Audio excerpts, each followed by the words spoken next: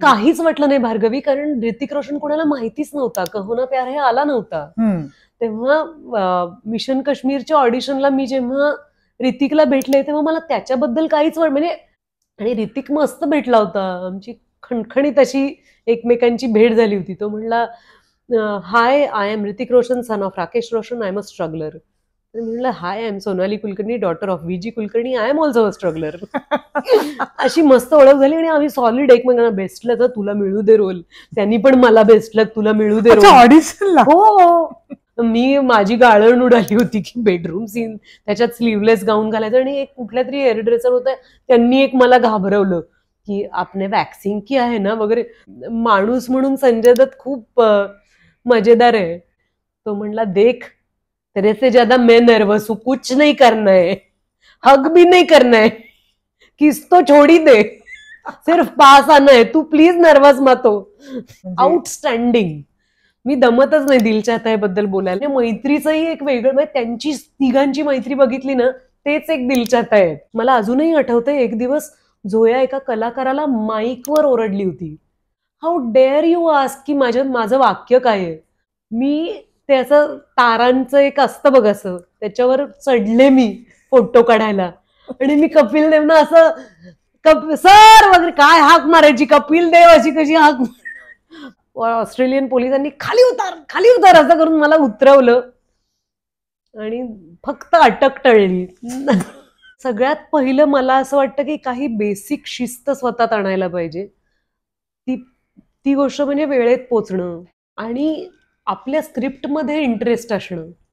छान कपडे घालावे, सुंदर मेकअप करावा, याच्यापेक्षाही माझे संवाद मला चांगले बोलता आले पाहिजेत. स्क्रिप्ट नावाची जी गोष्ट रोज सकाळी आपल्याला मिळते शूटिंगला गेल्यानंतर, ती अनेक जण बघतही नाहीत. आणि मग माझं वाक्य काय आहे, 2 प्रोजेक्ट्स केलेली एक व्यक्ती येऊन बसते आणि म्हणते की I feel it's the character, म्हणजे काहीतरी एक फंडे मारायला लागते. तुम्हाला आत्ता मिळालेल्या फेममुळे असं वाटतंय की एवढा काय त्यात, कारण I had oiled my hair आणि मी अशी तिकडे जात होते जिम मध्ये आणि त्यांनी माझा फोटो. ठीक आहे, ती फार बारीक गोष्ट आहे, पण तुझं एक तरी काम मला आठवतं का? एक तरी ग्रेसच्या भाषेत बोलायचं तर आयुष्य उजळून टाकणारा एक तरी क्षण तुमच्या कामात आम्हाला दिसलाय का? आणि ते आपल्याला काम करतानाच कळतं की प्रत्येक शॉटला ओके म्हणणारे दिग्दर्शकही असतात. आले कॉस्ट्युम्स की इस्त्री करायला घ्यायची नाही, कॅरेक्टर काय आहे, ती व्यक्ती इस्त्रीचे कपडे घालेल का? मला स्पोर्ट शूज घालून मुलं अवॉर्ड फंक्शनला किंवा रेड कार्पेटवर आली की मला आपल्या सगळ्या मराठी मुलांना सांगावं असं वाटतं की अरे, मुली इतक्या प्रयत्न करतात चांगले कपडे घालायचा, आणि तुम्ही चांगले कपडे घालून खाली स्पोर्ट शूज घालून कशाला आलाय? आणि बरं पैसे नाही आहेत म्हणून घातलेत असं काही नाही, कंटाळा. आणि मला असं उगाचच वाटतं की मी आहे लगांमध्ये, मला कोणी घेतलं नाहीये. असं खूप सिनेमांचं आहे. जे सिनेमे मला आवडतात तिथे असं मला वाटतं की हा माझाच सिनेमा आहे. 3 इडियट्स मध्ये मी होतेच असं मला वाटतं, किंवा उमेश कुलकर्णीच्या सेटवर मी नाही असं मला वाटतच नाही की असू दे ग एवढं, हे माझंही आहे म्हणणं, पण याचा अर्थ मी काम वाईट करते असं नाहीये. एक असं वेडं वय असतं जेव्हा आपल्याला फक्त कॉम्प्लेक्सेस असतात की अरे यार आपण काय दिसायला असे नाही, आपला आवाज असा आहे, अमकं तमकं. पण तो सिनेमा एका इटालियन दिग्दर्शक आणि प्रोड्युसरनी पाहिला. त्यांनी मला एक इटालियन फिल्म ऑफर केली. डॉक्टर जब्बार पटेलांनी मुक्ता हा सिनेमा मला दिला, सुमित्रा मावशी आणि सुनीलनी दोघे दिला, तर असं अमोल पालेकरांनी दायरा हा सिनेमा मला दिला. गप्पा मस्ती अँड पॉडकास्ट विथ भार्गवी चिरमुलेच्या आजच्या भागात तुम्हा सगळ्यांचं मनापासून स्वागत. जास्त वेळ न घालवता आणि आलेल्या पाहुण्याची ओळख न करून देता एका शब्दात सांगायचं तर आज आपल्याकडे एक सो कूल अभिनेत्री आली. अर्थात तुम्ही ओळखलंच असेल. भेटूया सोनाली कुलकर्णीला. हाय सोनाली. हाय भार्गवी. खूप बरं वाटलंय मला, आणि तू लगेच हो म्हणालीस. मी अरे का नाही म्हणणार, थँक्यू. पण तू मुलगी आहेस हेच फक्त, नाहीतर तरीही हो म्हणाले असते. Thank you so much. तू गप्पांना आलीस. आपण गप्पांना सुरुवात करताना नॉर्मली असा प्रश्न विचारला जातो बघ की प्रवास कसा झाला वगैरे. या सगळ्यापेक्षा आम्हाला असा एक वेगळा प्रश्न आहे की सोनाली कुलकर्णी अख्ख्या जगाला एक उत्तम अभिनेत्री म्हणून माहितीये, उत्तम लेखिका म्हणून माहितीये, पण अशी कुठली सोनाली कुलकर्णी आहे जी आम्हाला माहिती नाही? किती छान प्रश्न आहे हा. सगळ्यात आधी थँक्यू भार्गवी. आपल्या अशा गप्पा होत नाहीत बघ, कारण आपण दोघींनी एकत्र काम केलं नाहीये. आता आपण तिची भूमिका नावाचा लोकसत्ताचा कार्यक्रम एकत्र केला. मला एवढा आनंद होतो, कारण मला नेहमी असं वाटतं की जेव्हा आपलं प्रोजेक्ट एकत्र होतं तेव्हा आपल्याला वेळ एकत्र घालवता येतो. तर थँक्यू सो मच ह्या गप्पा मारायला तू मला बोलवलंस. Thank you. मस्त वाटतंय मला. मी तुझ्यासाठी एक छोटंसं गिफ्ट आणलंय, ते आधी दाखवते. आई शपथ. मला तुझं कलेक्शन माहितीये. हा, हे आहे. तर भार्गवीला नोजपिन्स म्हणजे नाकातली खूप आवडतात. तर तिच्याकडे नसेल अशी, हे बघ, नथ तर तुझ्याकडे असेल. आहे, ही आहे अशी सिमिलर थांब, आहे. तुझ्याकडे हे फुटेज तू ठेवणार का नाही मला माहित नाही, पण ठेवणार, हे ठेवणार. इतकी फिट आहेस तू की मी खूप शोधून बापरे, नायकीची राईटची खूण आणली आई तुझ्यासाठी. शपथ. कारण मला खूप आवडतो तुझा फिटनेस. ती आहे तुझ्याकडे? नाही, ऑब्व्हियसली नॉट. तर माझ्याकडे चेहरा होता, तो नाटकातला चेहरा असतो ना, तसं होतं. Oh my God. तर ही My God. तुझ्यासाठी आहे. मी खूप शोधत बसले होते, कारण तुझ्याकडे नसेल अशी शोधायला पाहिजे पण ना. नायकाची नसणार कोणाकडे, त्यांच्याकडे पण. त्यामुळे तू हे इंडो वेस्टर्न्स वर पण घालू शकशील. येस, नाही आपण आता लगेच घालू. इंडो वेस्टर्न वर कशाला? फील व्हेरी हे नाही, तुझ्या आउटफिट वर जात असेल तर. नाही नाही, नायके इज एनी टाइम ना. हा, तर ती जे नकोय ते ह्यात टाक. ह्याच्यात अजून एक चिमुकली आहे, ही पास करते मी. म्हणजे थँक्यू सो मच. माय प्लेजर. खरं तर मी गिफ्ट दिलं पाहिजे, पण हे तिनेच मला गिफ्ट. तू छोटी आहेस माझ्यापेक्षा, गिफ्ट मी देणार, माझा Thank you. हक्क. तर माझी आवडती भूमिका आत्ता असं माझ्या मनात येतंय की माझी सगळ्यात आवडती भूमिका आहे. मला खूप आवडतं कौतुक करायला, चांगलं काम करणाऱ्या सगळ्या मित्रमैत्रिणींचं, आपल्या टीमचं, घरातल्यांचं. म्हणजे मी हा पूर्ण वेळचा जॉब घेऊ शकते की ऍप्रिसिएशन हे माझं काम आहे असं मला वाटतं. आणि मला खूप भरून येतं माणसं किती वेळ काढतात आपल्यासाठी, किती कष्ट करतात आपापल्या कुटुंबांसाठी. त्यामध्ये प्रत्येकाचा एक छोटा छोटा विचार असतो. तर ही काय म्हणतात त्याला, जनरल भूमिका झाली, अप्रिशिएट करणं ही.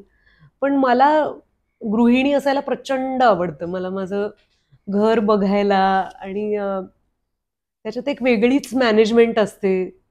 कितीतरी माणसं असतात, म्हणजे खरं म्हणजे आम्ही तिघच आहोत, पण एक्सटेंडेड कुटुंबामध्ये माझ्या सासूबाई आहेत, आई बाबा, आमचे दोघांचे भाऊ बहिणी, माझे आणि नचिकेतचे, किंवा माझ्या टीम मधल्या प्रत्येकाचं घर हे मला माझं घर वाटतं.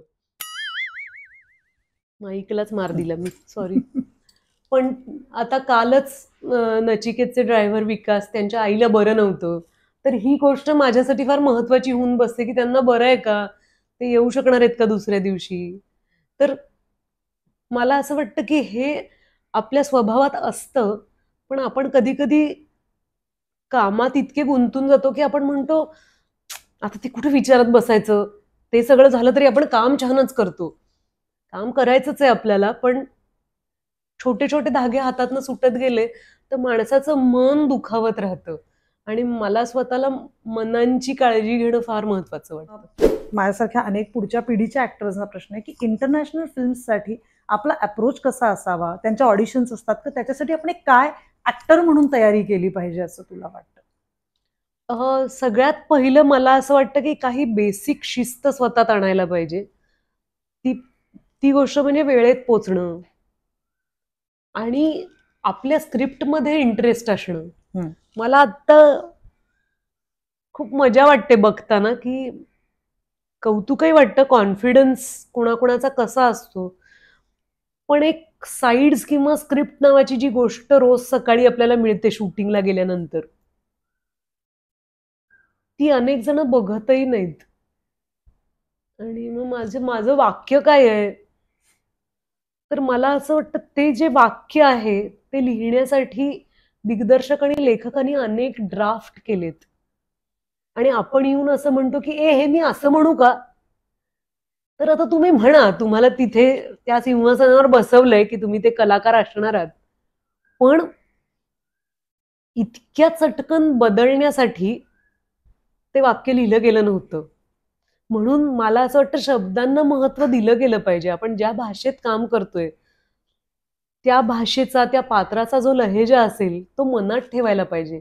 मी असं म्हणत नाही की घोकमपट्टी करायला पाहिजे किंवा आपण केलेले प्रयत्न आपल्या आजूबाजूच्या माणसांना दाखवले पाहिजेत. आपलाच तो प्रवास आहे, पण तो प्रवास करण्याची तसदी घ्यायला पाहिजे. त्यासाठी भाषेवर काम केलं पाहिजे. आता तू जसं म्हणालीस की इतकी कामं घडतायत आपल्या आजूबाजूला, तर त्यामुळे 2 प्रोजेक्ट्स केलेली एक व्यक्ती येऊन बसते आणि म्हणते की I feel it's the character, म्हणजे काहीतरी एक फंडे मारायला लागते. तेव्हा मला इतकं कुतूहल वाटतं की आपल्या आजूबाजूला असलेले इतके महत्वाचे नट किती प्रेमाने स्क्रिप्ट आणि दिग्दर्शक या गोष्टींकडे बघायचे. आत्ताचे ऍक्टर खूप स्वयंभू असल्यासारखे वागतात की मला नकोच आहे बाकीचं काही, मला हे कॅरेक्टर मिळालंय, कास्टिंग डिरेक्टरनी मला सजेस्ट केलं होतं, माझी निवड झालेली आहे आणि दॅट्स इट. आणि त्यांची अशी असं खूप म्हणणं असतं की when I am on airport why are you capturing मी.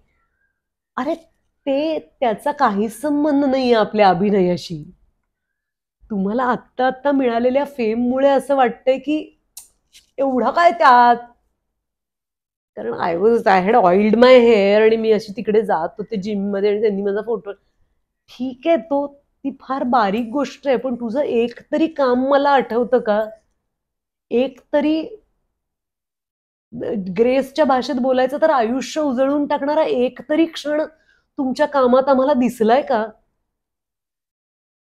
कबूल आहे की तुम्हाला अनुभवानी आणि कालांतराने त्याचं महत्व समजत जाईल, पण त्या असोशीने आपण काम नको का करायला? ते मला दिसत नाही. आणि मला असं वाटतं की सॉरी मी खूप लांबट लावली हे उत्तर देताना, पण आपलं आपल्या माध्यमावर प्रेम असायला पाहिजे. कारण पैसे तर मिळतातच, पण त्याच्या पलीकडे आपण भावनांची देवाणघेवाण करत असतो आणि त्यातला ओलावा जर समजून घेतला तर काम बरंच चांगलं होऊ शकतं. आणि ते चांगलं काम करण्याचा प्रयत्नही थोडाफार केला तर बरं आहे. त्याच्यासाठी आपल्याला घेतलंय सिनेमामध्ये. ज्या फिल्मनी तुला घराघरात पोहोचवलं दॅट इज दिल चाहता है. सगळ्यांसाठी ती तुझं गाणं म्हणू नकोस किंवा त्या फिल्मचा तुझा अनुभव काय होता? म्हणजे आउटस्टँडिंग. मी दमतच नाही दिल चाहता है बद्दल बोलायला. आणि मला विश्वासच बसत नाही की एवढी वर्ष झाली आहेत. उत्कृष्ट टीम. फरहान अख्तर डिरेक्टर होता, एवढा फ्रेश एक मुलगा, जावेद अख्तरांचा मुलगा, त्याची बहीण त्याची कास्टिंग डिरेक्टर आणि चीफ एडी होती, रितेश सिधवानी. म्हणजे मैत्रीचंही एक वेगळं, म्हणजे त्यांची तिघांची मैत्री बघितली ना, तेच एक दिल चाहता है. अच्छा, ओके. इतकी छान मैत्री आहे त्यांची. माझं पुन्हा ऑडिशन होऊन कास्टिंग झालं होतं आणि मी मगाशी म्हटलं तसं की दिल चाहता है च्या सेटवर शिस्त होती, धमाल प्रचंड केली. आता अलीकडे आपण जे ऐकतो ना की आम्ही खूप मज्जा केली, त्या मज्जेच्या आधी जी शिस्त होती ना, जे रोहित शेट्टीच्या सेटवर असतं किंवा झोया आणि फरहाननी जे, आता 9च्या शिफ्टला आम्हाला कॉल टाइम असायचा समज 7:30ला. का तर 7:30 ते 8:15 मेकअप, 8:15 ते 8:45 हेअर आणि 8:45 ते 9 makeup and walking on the sets. तर सॉरी, मेकअप नव्हे, कॉस्ट्युम्स आणि वॉकिंग ऑन द सेट. तर कॉस्ट्युमला कोण वेळ देतं ग? 1 तास कुणीतरी लिहिलेला असतो की भात तयार आणि चला आता. पण कॉस्ट्युमसाठी वेळ होता की त्या, समजा कॉस्ट्युम डिझायनरला वाटलं की अरे स्कार्फ जात नाहीये निळा, मग पांढरा स्कार्फ ट्राय करायला त्याच्याकडे 2 मिनिटं पाहिजेत ना. सेटवर तो काहीतरी लोळत घेऊन येणार हँगर, मग त्याची इस्त्री जाणार, असं काही नाही. बघा ट्राय करून, टेक युअर टाइम. आणि सगळ्यांचे मोबाईल ऑफ म्हणजे ऑफ सेटवर. आणि 9 वाजता पहिला शॉट होणार म्हणजे होणार, 9ला जमायचं नाही. आणि तिथे येऊन भांडण, आणि ह्याचं ओरिएंटेशन दिलं गेलं होतं. या अर्थाने मला फारच मस्त वाटतो तो सिनेमा की ओरिएंटेशन म्हणजे असं आपण काम करणार आहोत. ओके, म्हणजे आधी तुम्हाला हे वर्कशॉप सारखं जे आपण घेतो. करेक्ट. आधी आम्ही वाचन केलं होतं की आपण 9ला शॉट घ्यायचंय, हे आमचं बोलणं आम्हाला कळलं होतं. तिथे येऊन कोणाचा गोंधळ नाही झाला. हो का, मला वाटलं म्हणून मग मी 9 वाजता आले वगैरे, असं नाही. कॉलशीट ही संकल्पना दिल चाहताच्या सेटवर आली. ओके. त्याच्या आधी कॉलशीट कधी मिळालं नव्हतं मला. आणि खूपच मजा. माझा एक वाढदिवस दिल चाहताच्या सेटवर साजरा झाला. आणि आम्ही कुठे कुठे शूट केलं, मुंबई, लोणावळा, गोवा. आणि इतकी मस्त वाईब होती ना, एवढी तरुण माणसं एकत्र आहेत आणि त्यांना सगळ्यांना छान काम करायचंय. नंतर कोण कुठे जेवायला गेलं आणि काय कुणी काही दारू प्यायलं का, आणि सॉरी दारू प्यायला हे जाऊ दे, पण नंतर तुम्ही काय केलं ते याच्याबद्दल दिवसभर बोलत नाही राहायचं कोणी. मला अजूनही आठवतंय, एक दिवस झोया एका कलाकाराला माईकवर ओरडली होती. त्या कलाकाराने असं विचारलं होतं की what are my lines today. तर तिने माईकवर सगळ्यांच्या समोर विचारलं होतं की तुला माहिती नाही आत्ता काय करतोय आपण. हाऊ डेअर यू आस्क की माझं वाक्य काय आहे. आम्ही काल रात्री सगळ्यांकडे आजचा सीन पोचवला होता. आपण ना हे अशा सिरियसली काम नाही करत कितीतरी जण अजूनही. ते मी दिल चाहताच्या सेटवर पाहिलं होतं की तू माझी घट्ट मैत्रीण असलीस तरी सेटवर येताना, अगं असं काय करतेस, आपण तो नाही का 32B करतोय आत्ता, तेव्हा बघ तू घरी येतेस आणि मी तू वाचून का आली नाहीस, हे म्हणण्याचं धाडस पाहिजे त्या मैत्रीमध्ये. ते मला फार आवडतं त्या सगळ्यांमधलं, की असं कसं तू काम उत्तम करणार हे मी गृहीत धरलंय, म्हणून तर मी तुला घेतलंय ना. इथे आल्यानंतर मी समजावून नाही सांगणार लाइटिंग काय करायचंय आणि तू वाक्य कुठलं म्हणणार आहेस, मग तू म्हणणार अच्छा अच्छा मी दुःखी असते, नाही का, राईट राईट राईट, हा चला मी दुःखी आहे. हा बावळटपणा नव्हता त्या सेटवर. प्रचंड आनंद, विनोद किंवा मजा मस्ती, हे जरी झालं तरी महत्वाची गोष्ट सगळ्यांना माहिती होतं की आपण का एकत्र आहोत आणि त्या कामाला खूप महत्व दिलं गेलं होतं. त्यामुळे मला असं वाटतं खरंच तो ट्रेंड सेटर सिनेमा आहे. म्हणजे माझा आहे म्हणून नव्हे, फरहान आणि रितेश आणि झोयाचा आहे, आमिरचा आहे, सैफचा आहे, पण तरी का, तर त्या सिनेमातल्या प्रत्येकाला माहिती होतं की हे कॅरेक्टर काय आहे, हे काय लिहिलंय, ही गाणी काय आहेत, कसं. अजूनही फराह आणि मी मागच्याच महिन्यात भेटलो होतो तेव्हा आम्ही हसत बसलो होतो की कसं हसत हसत झालं ते गाणं, पण ती वाईब प्रत्येकाला कळली होती. सैफ अली खानचा खूप अर्थात कमबॅक पण ती फिल्म होती त्या दरम्यान, त्याच्या आधीच्या फिल्म नंतर. आणि तू म्हणजे दिल चाहता है नंतरचा सैफ अली खान आणि आधीचा याच्यात खूप फरक होता. त्यावेळेला तू ऑलरेडी एक एस्टॅब्लिश आणि काय म्हणतात त्याला इंटरनॅशनल फिल्म्स करून आलेली, पण वेगळ्या पद्धतीचं ग्लॅमर होतं या सिनेमामध्ये. ते तू कसं हँडल केलंस, म्हणजे इन जनरल आमिर खान आणि हे सगळे लोक होते आजूबाजूला. पण तुला सांगू का, या सगळ्यांचं कौतुक हे आहे की आमिर आजपर्यंत कधी आमिर खान म्हणून वागलेला नाहीये. सैफचंही तसं नव्हतं. अक्षय बरोबर माझे तेवढे सीन्स नव्हते, पण प्रीती बरोबर मी ऑलरेडी मी खूप मुली नाही, त्या हिरोईन्स आहेत, पण या हिरोईन्स बरोबर मी 2-2दा काम केलंय. जसं प्रीती बरोबर मिशन काश्मीर आणि दिल चाहता है, रवीना बरोबर मी केलंय काम, असं कोणी कोणी आहे. पण मला असं कधी नाही वाटलं की बापरे केवढ्या मोठ्या स्टार्स बरोबर. त्यांच्या वागण्यात तसं नव्हतं. ते आपले कलिग्ज असल्यासारख्या कूल पद्धतीने सेटवर यायचे. आणि मला छोटासा का होईना माझा आत्मविश्वास आहे की मला चांगलं काम करायला आवडतं. कास्टिंग झाल्यानंतर का आपण घाबरावं. एकदाच मी वेड्यासारखं वागले, ते म्हणजे अमिताभ बच्चन सरांबरोबर मला पहिल्यांदा काम मी मूर्खासारखं वागले त्या सेटवर, म्हणजे लाज आणली मी सगळ्यांना. अग्निवर्षामध्ये मी कामही नव्हतं, म्हणजे क्रोमा शूट होतं आमचं, आणि तेव्हा मिलिंद सोमणच्या हातांमध्ये मला मरायचं होतं, तेव्हा जेव्हा इंद्रदेव प्रगट झालेत, तर मरायचंय, म्हणजे मला काही वाक्यही नव्हतं, पण माझं तोंड आणि इतकं आनंद, असं मला थरथरायला वगैरे झालं होतं. आनंदात मरत होतस फार, म्हणजे एक्साइट होऊन मृत्यू वगैरे. तर अगं कार्टे मर आता, असं झालं. तर मला हॅलो म्हणायचं होतं, मला तिकडे बाजूला उभं राहून त्यांना बघायचं होतं.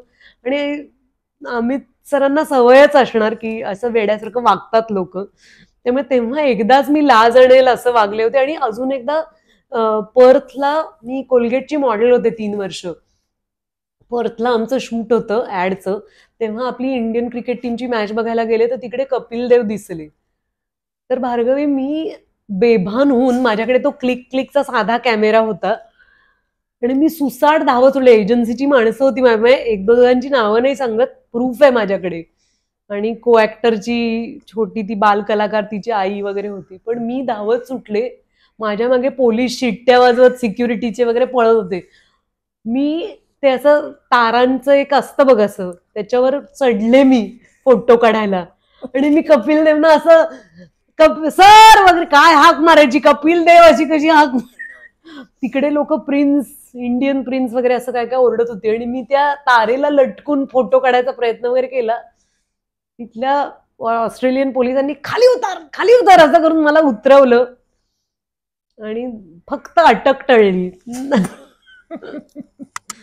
पण त्याच वेळेला, म्हणजे दिलच्या हाताच्याच वेळेला मला खूप वाईट वाटलं होतं जेव्हा तू मिशन काश्मीर मध्ये ऋतिकची आई झाली. हो, मिशन काश्मीर आधी आला आणि मग मी दिलच्या हात केला. हो, पण मला असं वाटत होतं की का, पण त्यात तुझं एक अप्रतिम गाणं होतं संजय दत्त बरोबर. आणि नंतर असं झालं नाही संजय दत्त आहे असं, पण त्याला ऋतिक रोशन वॉज ऋतिक रोशन असं. आणि त्याला तुला एक्झॅक्टली असं कसं वाटलं की तू हे असं करू शकशील, ऋतिक रोशनची आई? अगं काहीच वाटलं नाही भार्गवी, कारण ऋतिक रोशन कोणाला माहितीच नव्हता, कहो ना प्यार है आला नव्हता. तेव्हा मिशन काश्मीरच्या ऑडिशनला मी जेव्हा ऋतिकला भेटले तेव्हा मला त्याच्याबद्दल काहीच म्हणजे टेन्शनच आलं नाही. मला भीती संजय दत्त बरोबरची होती. मला असं वाटलं माझी उंची किती कमी आहे, त्यामुळे मला घेणार नाहीत. संजय दत्त किती उंच आहे, त्यामुळे मी नव्या हिल्स विकत घेऊन गेले होते. गायतोंडे नावाचं जे दुकान आहे डेक्कनवर, त्यांच्याकडे मी माझ्याकडे खूप दिवस होत्या त्या हिल्स. तर मला असं वाटत होतं त्या हिल्स घालून आपण ऑडिशन द्यावी, म्हणजे मग कदाचित उंचीमुळे घेतलं नाही असं होणार नाही, अभिनय बरा वाटत नाही, दिसायला बरी नाही म्हणून कदाचित घेणार नाहीत, उंचीमुळे जायला नको रोल. पण तसं काही झालं नाही. आणि ऋतिक मस्त भेटला होता, आमची खणखणीत अशी एकमेकांची भेट झाली होती. तो म्हणला, hi I am Hrithik Roshan, son of Rakesh Roshan, I am a struggler. म्हणलं hi I am Sonali Kulkarni, daughter of VG Kulkarni, I am also a struggler. अशी मस्त ओळख झाली आणि आम्ही सॉलिड एकमेकांना बेस्ट लक, तुला मिळू दे रोल. त्यांनी पण मला बेस्ट लक, तुला मिळू दे रोल. ऑडिशनला? हो.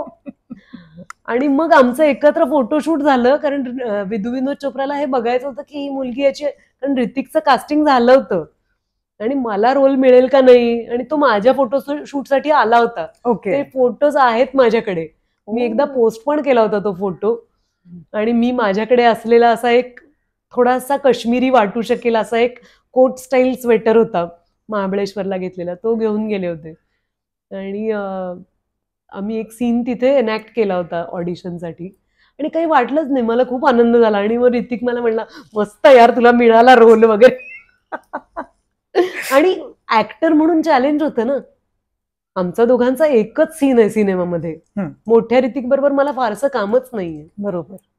आणि तो सीन होतो आणि मग मी मरते, त्यामुळे मला तो ब्लास्टच होतो ना. मला खूप आवडला होता रोल तो. आणि खूप महत्वाच्या अभिनेत्रींनी नकार दिला होता आई असण्यासाठी. तर मला सुदैवाने कधी असा कॉम्प्लेक्स आलेला नाहीये की अरे यार आईचा रोल नाही करणार.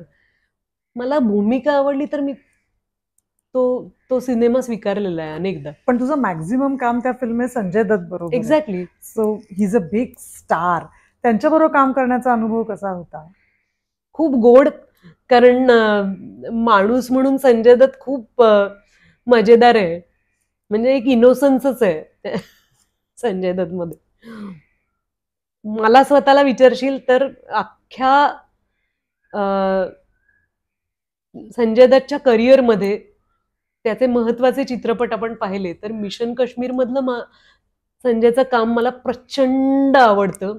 आणि त्यामुळे हे लक्षात येतं की दिग्दर्शक किती महत्वाचं आहे. विधू विनोद चोप्रानी इतकं मस्त काम करून घेतलंय, मला खूप छान वाटतं. त्यातला एक प्रसंग आहे जेव्हा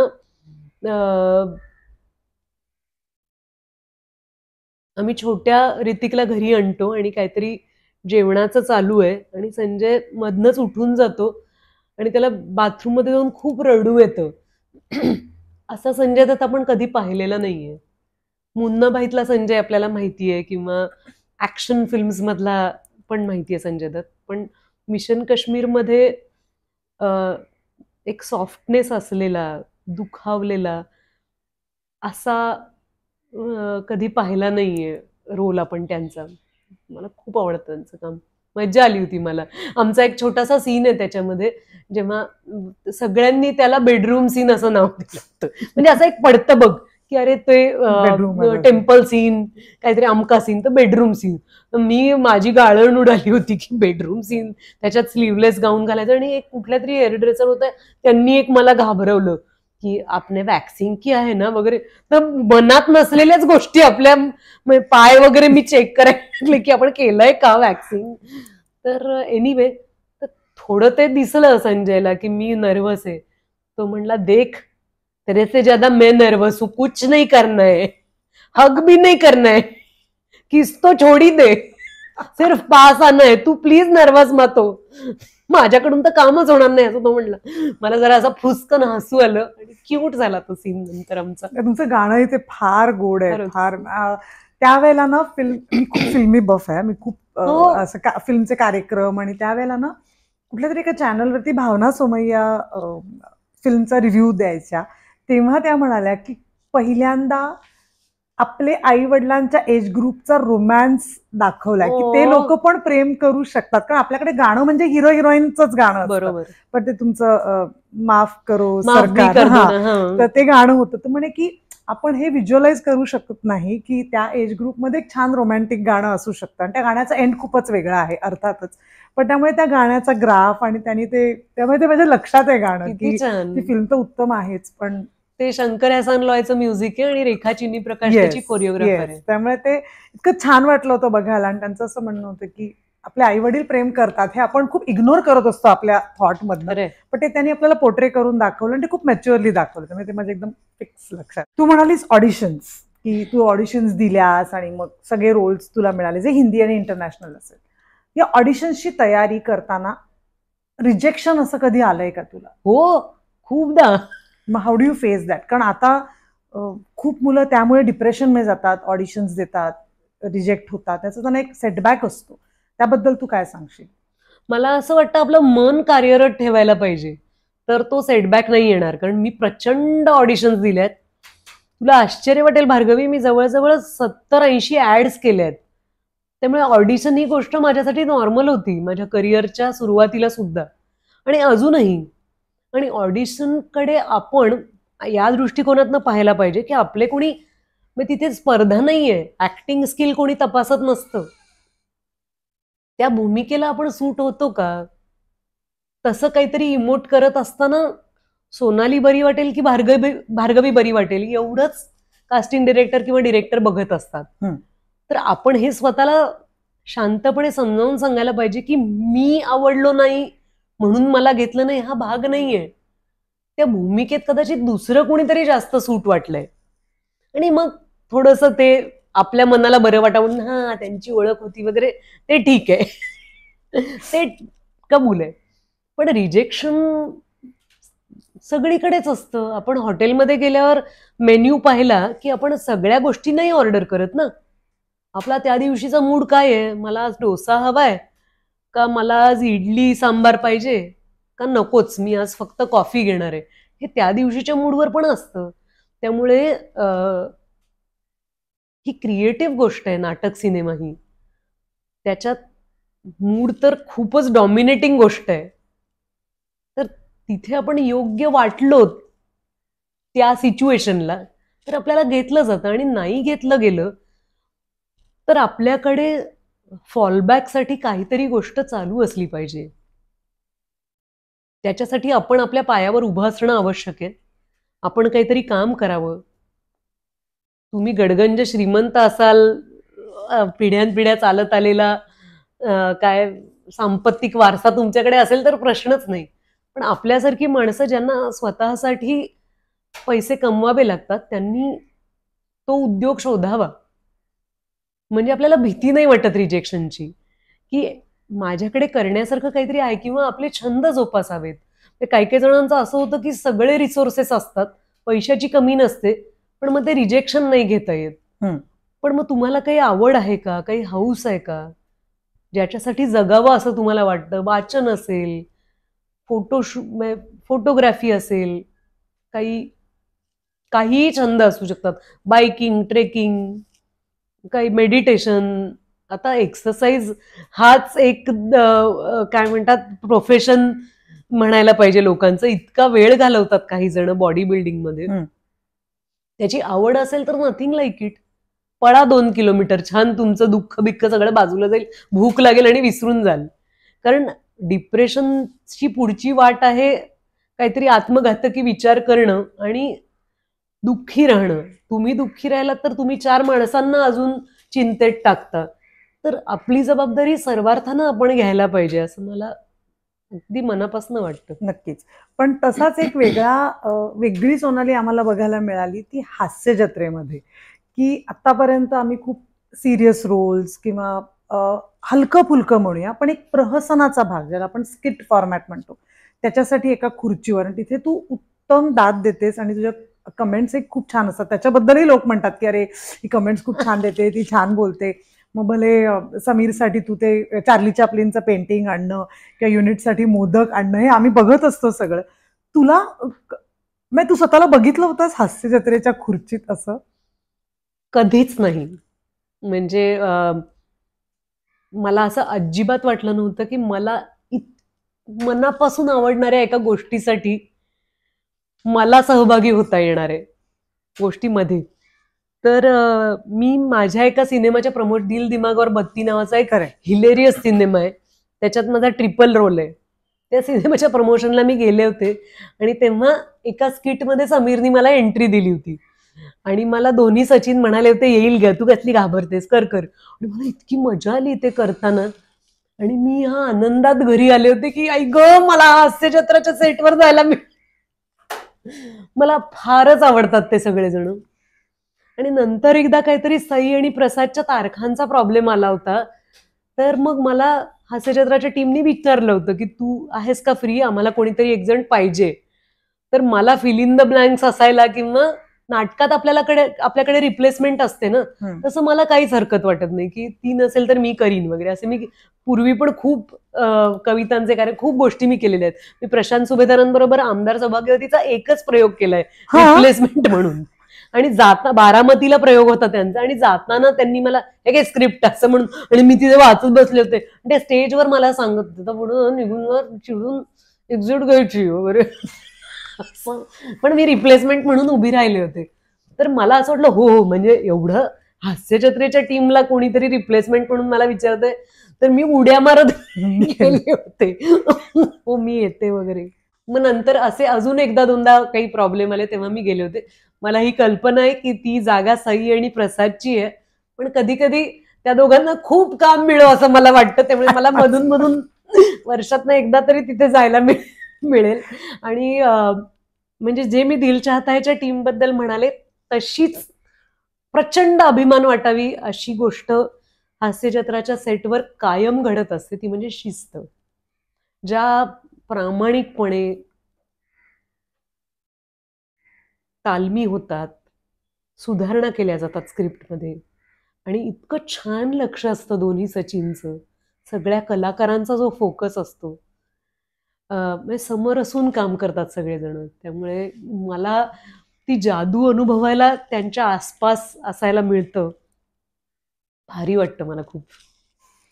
मध्ये एकदा एका अभिनेत्रीने का 2 अभिनेत्रींनी तुझी मिमिक्री केली होती एका इव्हेंटमध्ये, एका कुठल्या तरी प्रहसनात किंवा काय, तेव्हा तुला कसं वाटलं होतं? आणि या मिमिक्री एक बऱ्याच ऍक्टर्सची मिमिक्री होते सुद्धा, आपण हे खूप कार्यक्रमांमधनं पाहिली, तर तू एक ऍक्ट्रेस म्हणून त्याच्याकडे कसं बघशील? एकदा दोनदा कुणीतरी केली होती, ती भंगार होती, म्हणजे चांगली नव्हती. म्हणजे मी असं नाही बोलत यार, असं मला वाटलं की इतकं क्लिशे नाही मी बडबडत. बोलण्याची नक्कल नाही तर ठीक आहे, पण आता मला काय गंमत वाटते की कुणीतरी तुमची नक्कल करणं हे क्यूट आहे. कारण आता करून करून मराठीत नाना पाटेकरांची नक्कल करता येते, कारण ते त्या स्थानावर आहेत. तर आता मी त्याकडे लाईटली बघू शकते आणि नक्कल चांगली करावी असा आग्रह आपण नाही धरू शकत, हे मला कळलंय. त्यामुळे मला वाटतं की मजा आहे, कारण एखाद्या ठिकाणी त्याच्यानी विनोद निर्मिती होणार असेल तर अवश्य करावं. फक्त इतरांना दुखावलं जाईल असं काही बोलू नये त्यामधनं. सुरुवातीला मला जरा ऑड वाटलं होतं, पण आता मला मजा येते बघायला की वा वा, आपण असं काही करतो का काही येड्यासारखं, असं मला वाटतं बघताना. It is okay. जसं तू आता एक नाव घेतलंस Nana Patekar, I think so मराठीत नाना पाटेकरांबरोबर रिपीट काम करणारे पण कमी लोक आहेत, त्याच्यात तू आहेस. येस. किंवा तू त्यांच्यावर मॅक्झिमम रिपीटेड त्यांच्या जर ऍक्ट्रेसेस असतील तर तू त्यांच्याबरोबर 3 सिनेमे केलेत महत्वाचे. खूप जास्त काम केलंस. त्यांच्याविषयी काय सांगशील? कारण त्यांच्याविषयी प्रेक्षकांना काय उत्सुकता असते की कसे आहेत नाना पाटेकर, कसं असतं त्यांच्याबरोबर काम करणं? ते एक वेगळ्या धाटणीचे अभिनेता आहे. काय वाटतं तुला? टॅक्सी नंबर 911, देऊळ आणि डॉक्टर प्रकाश बाबा आमटे, डॉक्टर प्रकाश बाबा आमटे. तर नाना सर, मला असं वाटतं काही काही माणसं आपल्याला कळलेली असतात, तसं नाना सर मला कळलेत की प्रेमाचे भुकेले आणि प्रेम करायला भुकेले असे एक गृहस्थ आहेत ते. आणि निसर्ग, माणसं, ह्याच्या लळा आहे त्यांना प्रचंड. आणि मला जे आवडलंय ते सगळ्यांना सांगायची घाई असते. आणि त्यांच्या कामात एक मॅडनेस आहे, म्हणजे अभिनय करण्यामध्ये काय काय मजेदार सल्ले देत असतात नाना सर. पण उदाहरणार्थ म्हणजे तू हा सीन कसा कर ते सांगायचं माझं धाडसच होत नाही दुसऱ्याला, पण त्यांना होतं कारण त्यांना येतो ना अभिनय. त्यामुळे ते सजेशन देऊ शकतात समोरच्या. उत्कृष्ट सहकलाकार, म्हणजे मॅचच असते त्यांच्या दृष्टीने. चल चल चल, तू 6 मार्क, मी आहे इथे पिचवर, या साईडला मी आहे, तू तू तू बॅटिंग घे, असं असतं मस्त. आणि छोट्या छोट्या गोष्टींचा आनंद. फोन केल्यावर कायम नचिकेत कसा आहे, कावेरी कितवीत गेली, हे लागतंच त्यांना. फार म्हणजे कुटुंबाबद्दल जिव्हाळा. आणि आपल्याला जेव्हा माहित असतं ना की कधी कधी जुगलबंदी खेळायला मजा येणार आहे, तसा कलाकार आहे तो, की मजा येते की चला तुमच्या समोर मी पण प्रयोग करून बघणार. इतकं म्हणजे मान, अनुभव या सगळ्यांनी ज्येष्ठ असलेला माणूस, पण प्रत्येकाच्या लेवलला येऊ शकतात. माझ्या लेवलला येऊन मला म्हणतील की चल मस्त काम करूया. अजून कोण नवीन शिकणारा आला असेल त्यांच्या लेवलला त्यांना त्यांच्या इतक्या ऊर्जेने काम करायचं असतं. हा एक त्यांचा मुद्दा आहे. हा म्हणजे खूप चाइल्डिश आहे, पण तो एक गोडवा आहे त्यांच्यामध्ये की त्याच्या इतकंही चांगलं काम करायचं आणि त्याचंही काम चांगलं झालं पाहिजे आणि माझंही, असा एक हट्ट असतो. पण तू हा अनुभव वेगळा. पण मला असं हेही विचारायचं की तू जेव्हा इंटरनॅशनल फिल्म तुला विचारली तेव्हा आतासारखं इतकं काही ओपन सगळं नव्हतं झालेलं, मीडिया म्हणा किंवा आपल्या एक मध्यमवर्गीय घरच्यांचे विचार सुद्धा, की आता तू मग फॉरेनच्या फिल्म्स, आणि त्यावेळेला फॉरेनच्या फिल्म्स म्हणजे त्यात सेक्स सीन्स, न्यूडिटी, व्हायलन्स, हे सगळंच खूप जास्त आणि पुढे होतं. पण मग तो तुला एक्झॅक्टली अनुभव काय होता? आणि मग तू घरच्यांनी तुला असं कोणी विरोध केला का की इंटरनॅशनल फिल्म आहे बघ, विचार कर, किंवा मग स्क्रिप्ट आणि हे सगळं त्यांचा कसा असतो अप्रोच ओव्हरऑल, तुझा आणि त्यांचा दोघी? मला असं वाटतं माझ्या घरचे सगळेजण, म्हणजे माझे आई बाबा आणि माझे दोन्ही भाऊ संदेश आणि संदीप, यांचा बेसिक दृष्टिकोन खूप अभ्यासू होता. त्यामुळे आम्ही इतक्या साध्या घरातले आहोत सगळेजण की कधी कुणी आपल्या ओळखीचं सुद्धा सिनेमात असेल का असं आम्हाला वाटलं नव्हतं. त्यामुळे ती संधी, म्हणजे याच्यात दुबेजी आणि गिरीश कर्नाडांचा मोठा हात आहे की आम्हाला असं वाटलं की किती छान माणसं आहेत या क्षेत्रामध्ये, की गिरीश कर्नाडांसारखा स्कॉलर माणूस या क्षेत्रात आहे, तो आपल्या सोनालीला विचारतोय. तर घरच्यांचा उद्देश नेहमी, उद्देश नव्हे पण दृष्टिकोन होता की तू चांगलं काम कर, त्यांनी तुला घेतलंय, अशी संधी कोणाला मिळेल. त्यामुळे हरखून कुणीच गेलं नव्हतं की अरे सिनेमात चान्स मिळाला, कारण काही माहीतच नव्हतं. वाटली तर थोडी भीती वाटली होती की काम येईल, बरं येईल का. आणि हे कितीतरी वर्ष चालू राहिलं. त्याच्यानंतर जब्बार पटेल यांच्यासारखे दिग्दर्शक, ज्यांनी माझं अजूनही म्हणणं आहे की भारतातला एक महत्वाचा दिग्दर्शक, ज्यांनी मैलाचे दगड दिलेत आपल्याला, इतके उत्कृष्ट सिनेमे. त्यांच्याकडे पाहून BJ मेडिकलचा एक मोठा डॉक्टर, तो आपल्या समाजाविषयी काही बोलणारे सिनेमे करतोय. त्यांच्या सिनेमात सोनालीला घेतलंय. सुमित्रा मावशी आणि सुनील, अमोल पालेकर, म्हणजे माझी पहिलीच फळी इतकी दणदणीत होती. पण हे कायम राहिलं की तू चांगलं काम कर. आता मला मध्ये उल्लेख राहिला, पण माझा दुसरा सिनेमा तमिळ भाषेतला होता. तर घरात असं कुणालाच वाटलं नाही की मणिरत्नमच्या टीम मध्ये तू काम करणार आहेस. माझ्या दादाचं म्हणणं होतं तू तमिळ शिक, कोणाला मिळतो असा चान्स. तर जे मला त्यांनी लावलं कामाला, आणि माझ्या डिरेक्टरचंही म्हणणं होतं की यू ट्राय. पण तेव्हा छान कपडे घालावे, सुंदर मेकअप करावा, याच्यापेक्षाही माझे संवाद मला चांगले बोलता आले पाहिजेत, हे खूप महत्वाचं होतं. मग 5वा 6वा सिनेमामध्ये मी गुलाबडी नावाचा एक सिनेमा केला.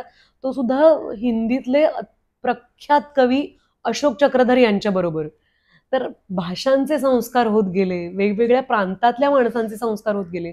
आणि जेव्हा हा इंटरनॅशनल सिनेमा मला मिळाला, तेव्हा त्याला एक गांभीर्य होतं, कारण त्यांनी कान्स इंटरनॅशनल फिल्म फेस्टिवलमध्ये माझी फिल्म पाहिली होती आणि मग ते भारतात माझी ऑडिशन घ्यायला आले होते.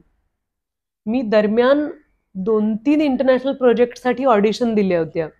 म्हणजे लिटिल बुद्धा, मी हे कधी बोलले नाहीये का कोण जाणे, पण लिटिल बुद्धासाठी मी आमच्यासाठी ठेवलं होतं. तुझ्यासाठी. तर लिटिल बुद्धा नावाची फिल्म मी करणार होते. माझं सिलेक्शन झालं होतं. प्रिसिला जॉन नावाच्या कास्टिंग डिरेक्टर भारतात आल्या होत्या, पण तेव्हा माझी परीक्षा होती आणि काय काय तारखा जमल्या नाहीत असं काहीतरी. आणि तेव्हा असं काहीच वाटलं नाही की आपण हातातनं संधी घालवतोय आणि इंटरनॅशनल प्रोजेक्ट आहे वगैरे, कारण डिग्री तर घ्यायला पाहिजे होती, परीक्षा होती. तर चांगलं असं झालं की मला कधी असं नाही वाटलं की ग्रॅब दी अपॉर्च्युनिटी, असं नाही झालं. काम आवडत होतं काम, आणि आपण चांगलं करूया असं वाटत होतं. तर इटालियन सिनेमाच्या वेळेला माझे डिरेक्टर, प्रोड्युसर, सिनेमॅटोग्राफर आणि आर्ट डिरेक्टर भारतात आले होते. मग ते जिथे राहत होते त्या मुंबईतल्या एका हॉटेलमध्ये, म्हणजे मी मुंबईला आले तेवढ्यासाठी, ऑडिशन दिली आणि मग माझं सिलेक्शन झालं. तर तेव्हा क्रू हा मेनली इटालियन होता, ऍक्टर्स पण, आणि एक 15% भारतीय माणसं होती त्यात. पण शूटिंग सगळं भारतात होतं, कलकत्त्यात आणि शांतिनिकेतनला, बोलपूर नावाच्या गावात. त्याच्यानंतरचा अनुभव मला खूप मोठं करून गेला. कारण दायरासाठी मी पहिल्यांदा इंटरनॅशनल फिल्म फेस्टिवलसाठी फ्रान्सला गेले. व्हॅलेन्सियने नावाच्या फिल्म फेस्टिवलमध्ये आम्हाला बेस्ट सगळी अवॉर्ड्स मिळाली, मी, निर्मल पांडे, अमोलदा. आणि माझा Italian cinema the Vrindavan film studios हा व्हेनिस इंटरनॅशनल फिल्म फेस्टिवलमध्ये दाखवला गेला. आणि मला सिनेमा नावाच्या जादूचं ग्रँजर कळलं. मी थक्क झाले, म्हणजे मी प्रेमात पडले सिनेमाच्या. कारण तिथे वेगवेगळ्या देशांमधली माणसं आली होती. माझ्याकडे सगळेजण इंडियन ऍक्ट्रेस म्हणून बघत होते, आणि मला ते खूप महत्वाचं वाटलं की तोपर्यंत मला कळलं नव्हतं की मी इंडियन ऍक्ट्रेस आहे. तोपर्यंत मला वाटलं होतं की मी सोनाली आहे. पण तिथे तुझ्या देशात असं असतं का? तुझ्या देशात हत्ती रस्त्यावर फिरतात का? अंधश्रद्धा आहेत का? आणि माझ्या लक्षात आलं की आपल्याकडे जी प्रगती चालू आहे ही त्यांना माहीतच नाहीये. कुठे साप मला कुठे रस्त्यावर साप दिसलेत, पण त्यांच्या मनात तसं होतं. इटालियन फिल्म फेस्टिवल झालं होतं 1996 साली, व्हेनिस इंटरनॅशनल. तर मला खूप कुतूहल वाटलं, कसे बघतात आपल्या देशाकडे. मला एकच तेव्हा नवीन नवल वाटलं होतं की त्यांच्याकडे ATM सुरू झालं होतं. ओके. तर मला काही कळलंच नाही, असं बटन दाबलं की पैसे येतात असं कसं? असं कसं आपल्या देशात नाहीये. मी कधीच पाहिलं नव्हतं. किंवा मोबाईल यायला लागले होते त्यांच्याकडे, बऱ्याच जणांकडे होते. आणि मला असं वाटलं की बघेल तो माणूस जाऊन ATM मधनं पैसे काढतोय आणि माझ्याकडे ट्रॅव्हलर्स चेक होते. माझा दादा इंटरनॅशनली कुठे कुठे जायचा, तो इंजिनियर होता, त्यामुळे त्यांनी मला थोडे पैसे देऊन ठेवले होते. आणि पाहता पाहता म्हणजे माझ्या दुसऱ्या इटालियन सिनेमापर्यंत भारताने अनेक ह्या सगळ्या औद्योगिक आणि टेक्नॉलॉजिकल क्रांतीला ओलांडलं होतं. तर मला ते ट्रान्झिशन बघता आलं, याची मला खूप मजा वाटते. पण हे खरंच आहे की मला तेव्हा काम करत असताना कळलं नव्हतं की आपल्याला इतका मोठा ब्रेक मिळालाय. पण तिथे उत्तरं देताना मला असं वाटलं की मी इतक्या हिरिरीने भारताची बाजू घेतली होती की आपला सिनेमा, मला कळलेला आपला सिनेमा, आपलं संगीत, आपला विषयांमधली वैविध्यता, याविषयी माझ्याकडे बोलण्यासारखं खूप होतं. आणि अवघ्या 20 वर्षात मला ते खूप कळलं होतं. म्हणजे जेवढं कळलं होतं ते सुद्धा सांगण्यासारखं होतं. पण आता तर अनुभवानी बऱ्यापैकी मला कळतं की आपल्या सिनेमाची आणि आपल्या संस्कृतीची श्रीमंती काय आहे. आणि पुढे अजून एक सिनेमा केला. मग मी एक व्हाईट रेनबो नावाचा इंटरनॅशनल इंग्लिश सिनेमा केला, जो एका परदेशी माणसानं केलेला होता. तर या सगळ्या प्रत्येक संधीकडे मी ते प्रोजेक्ट म्हणून बघत आले. किंवा मी गुरिंदर चड्ढा बरोबर ब्राईड अँड प्रेजुडिस केला. तेव्हा मला त्या एकाच सिनेमाला मला खूप वाईट वाटलं होतं, कारण तो इंग्लिश सिनेमा, त्यात पुन्हा कास्टिंग आणि ऑडिशन सगळं झालं होतं. पण आपल्यातल्या काही माणसांना परदेश बघायला मिळाला नव्हता. तेव्हा समोरच्यानी दिलेली संधी हापापून ओरबाडून घेणं, हे काही टीम मेंबर्समध्ये मला दिसलं होतं. आणि त्यामुळे आपल्या देशाचं नाव खराब होतं की एखादी चांगली गोष्ट दिसली की पटकन बॅगेट टाकायची. ते पेन असेल, सेटवरची एखादी गोष्ट असेल, तर मला असं वाटायचं की याच्यामुळे आपल्याला इतकं शर्मिंद वाटणार आहे. कारण एका पॉइंटला आमचा प्रोड्युसर जो होता, त्याच्या ऑफिसमधल्या अनेक गोष्टी गहाळ झाल्या होत्या. आणि तो म्हणाला, please spare me, I understand you want things, पण तुम्हाला मी पर डिएम देतो, पैसे देतो मी, माझ्या ऑफिसमधल्या गोष्टी घरी नेऊ नका. आणि नंतर मग त्या माणसांची चर्चा व्हायची की मी तर हे आणलं, मस्त होतं ना. आणि मला असं वाटायचं की मित्रांनो, नका असं करू. आपल्याला देव देईल, आपण कमवू, पण आपल्या देशाचं नाव खराब होतं इथे. मला खूप लाजिरवाणं झालं होतं तेव्हा. आणि हे इंटरनॅशनल प्रोजेक्ट करताना आपण लक्षात ठेवायला पाहिजे की तो एक फोटो किंवा रेड कार्पेटवरचा सन्मान याच्या पलीकडे आपलं संपूर्ण वर्क कल्चर दिसतं. आणि तेव्हा आपण आपल्या देशाला रिप्रेझेंट करत असतो. तेव्हा त्याची बूज ठेवून, त्याची चाड ठेवून आपण वागलं पाहिजे. आणि आपण खणखणीत नाणं वाजवलं पाहिजे. कारण आपल्याकडे त्याच दृष्टिकोनातनं बघितलं जाणार आहे की अल्टिमेटली तू भारत नावाच्या देशातनं आलेली व्यक्ती आहेस. मला खूप अभिमान वाटतो प्रियांका चोप्राचा की ती इतक्या कष्टानं आपल्या समोर तिने हिंदी सिनेमे केलेत, आपल्या समोर तिने त्या म्युझिक अल्बमसाठी धडपड केलेली आहे, त्यानंतर तिने काम मिळवलं. आज फार सोपं आहे असं म्हणणं की हो तिची स्टोरी मी पाहिली इंस्टाग्रामवर आणि काहीतरी तिने काही केलंय का लिप्स, जाऊ दे ना ती चर्चा. तिने काय काम केलंय, आज ती राहते अमेरिकेमध्ये, तिचं घर आहे आणि तिच्याकडे एक अख्खा देश मार्गदर्शनासाठी बघतोय की तू आम्हाला सांग कसं वागायचंय. केवढी अभिमानाची गोष्ट आहे. खूप जबाबदारी असते आपल्यावर इंटरनॅशनल प्रोजेक्ट करणं म्हणजे. पण त्याच वेळेला तू मराठीमध्ये पण खूप काम करत होतीस. म्हणजे मला आठवतंय, महानगर पेपरमध्ये तुझा एक फोटो आला होता, तर माझ्या तो मेमरीमध्ये खूप फिक्स आहे. मी त्याला काम करत होते टेलिव्हिजन आणि ह्या सगळ्यामध्ये. आय थिंक स्टेट अवॉर्ड मिळालं होतं मुक्तासाठी तुला, आणि तू इंद्रायणी ट्रेननी घरी आली होती आणि तुझा तो ट्रेनमध्ये ट्रॉफी घेतलेला फोटो महानगर पेपरमध्ये आला होता. आणि तेव्हा माझी आई मला म्हणाली होती की बघ, तिला एवढं मोठं बक्षीस मिळालंय, पण ती ट्रेननी घरी गेलीये. म्हणजे कदाचित हे खूप आपले मध्यमवर्गीय संस्कार आहेत की आपण आपल्या रूट्सची किंवा असं राहायला पाहिजे. तर तू तेही मराठीत एक त्यावेळेला मराठीत खूप काम करत होतीस आणि तू खूप सगळ्यांसाठी सोनाली कुलकर्णी असं होतं. मराठी सिनेमांविषयी काय सांगशील? मला मस्त वाटलं तू ती आठवण करून दिलीस. मुक्तासाठी रंगभवनला तो कार्यक्रम रंगभवनला म्हणणार व्हायचा होते, रंगभवनला कार्यक्रम व्हायचा. आणि एकच मिनिट, सॉरी. तर तो रंगभवनला कार्यक्रम व्हायचा आणि मला अजून आठवतंय माझे आई बाबा आले होते, माझा दादा, वहिनी, संदेश सगळेजण होते बरोबर. आणि आम्हाला असं लक्षात आलं आम्हाला विक्रोळीला परत यायचं होतं, कारण माझा दादा गोदरेजमध्ये काम करायचा आणि शेवटची ट्रेन गेली तर घरी कसं जायचं एवढ्या सगळ्यांनी.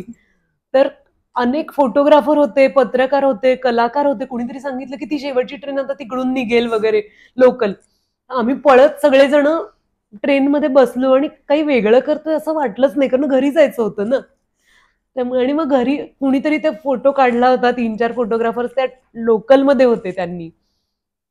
आणि तेव्हा असं काही वाटलं नाही अगं, कारण पैसेच इतके मर्यादित होते. त्यामुळे 2 टॅक्स्या करून घरी जाऊया, उलट आपण सगळ्यांनी एकत्र जाऊया, एवढीच एक भावना होती. आणि तू म्हणतेस मराठी सिनेमा, तर त्या बाबतीत मी अगदी ठाम आहे आणि आग्रही आहे.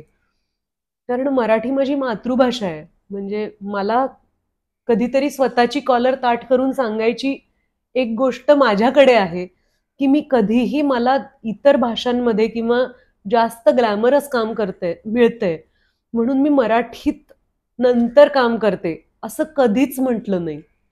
मला कायम आपल्या मातृभाषेचा अभिमान होता आणि मला त्यासाठी पैसे, वेळ देण्याबद्दल कधी प्रॉब्लेमच नव्हता. कारण ती ओघाने येणारी गोष्ट आहे की आपण मराठीत काम करायलाच पाहिजे ना. इतर भाषा शिकून मी तमिळ, तेलुगू, इटालियन, गुजराती या भाषांमध्ये मी काम करते. त्या भाषा मला शिकाव्या लागतात. पण जी भाषा मला येते त्या भाषेत मी फेमस झाल्यानंतर परत येणं की आता त्या सिनेमाला ग्लॅमर मिळायला लागलंय बरं का, रिजनल सिनेमांना, आणि आता मी तिथे कमबॅक करते. हे कशाला अशी धडपड करायची? मातृभाषेत काम करायलाच पाहिजे. त्याच्यासाठी मी काहीतरी वेगळं करते असं मला वाटलं नाही आणि अजूनही वाटत नाही. कारण तुम्हाला संधीच जर दुसऱ्या भाषेत मिळाली असेल आणि तुम्हाला येतच नसेल मराठी तर गोष्ट वेगळी. काल मी अदा शर्माचं बोलणं ऐकलं. किती छान मराठी येतं तिला आणि ती प्रयत्न करते मराठी बोलायचा. अक्षय कुमार कितीदा मराठी बोलतो, ऐश्वर्याला मराठी येतं, कितीतरी जण, आणि आमिरला येतं किती छान मराठी. इतरांना मराठी येतं ह्याचं आपण कौतुक वाटून घ्यायचं आणि आपण मराठीकडे पाठ फिरवून बसायचं, हे मान्य नाहीये मला. त्यामुळे खूप दिवसांनी मराठीत काम केल्यानंतर मला अगं बाई किती छान असे भाव येत नाहीत मनात.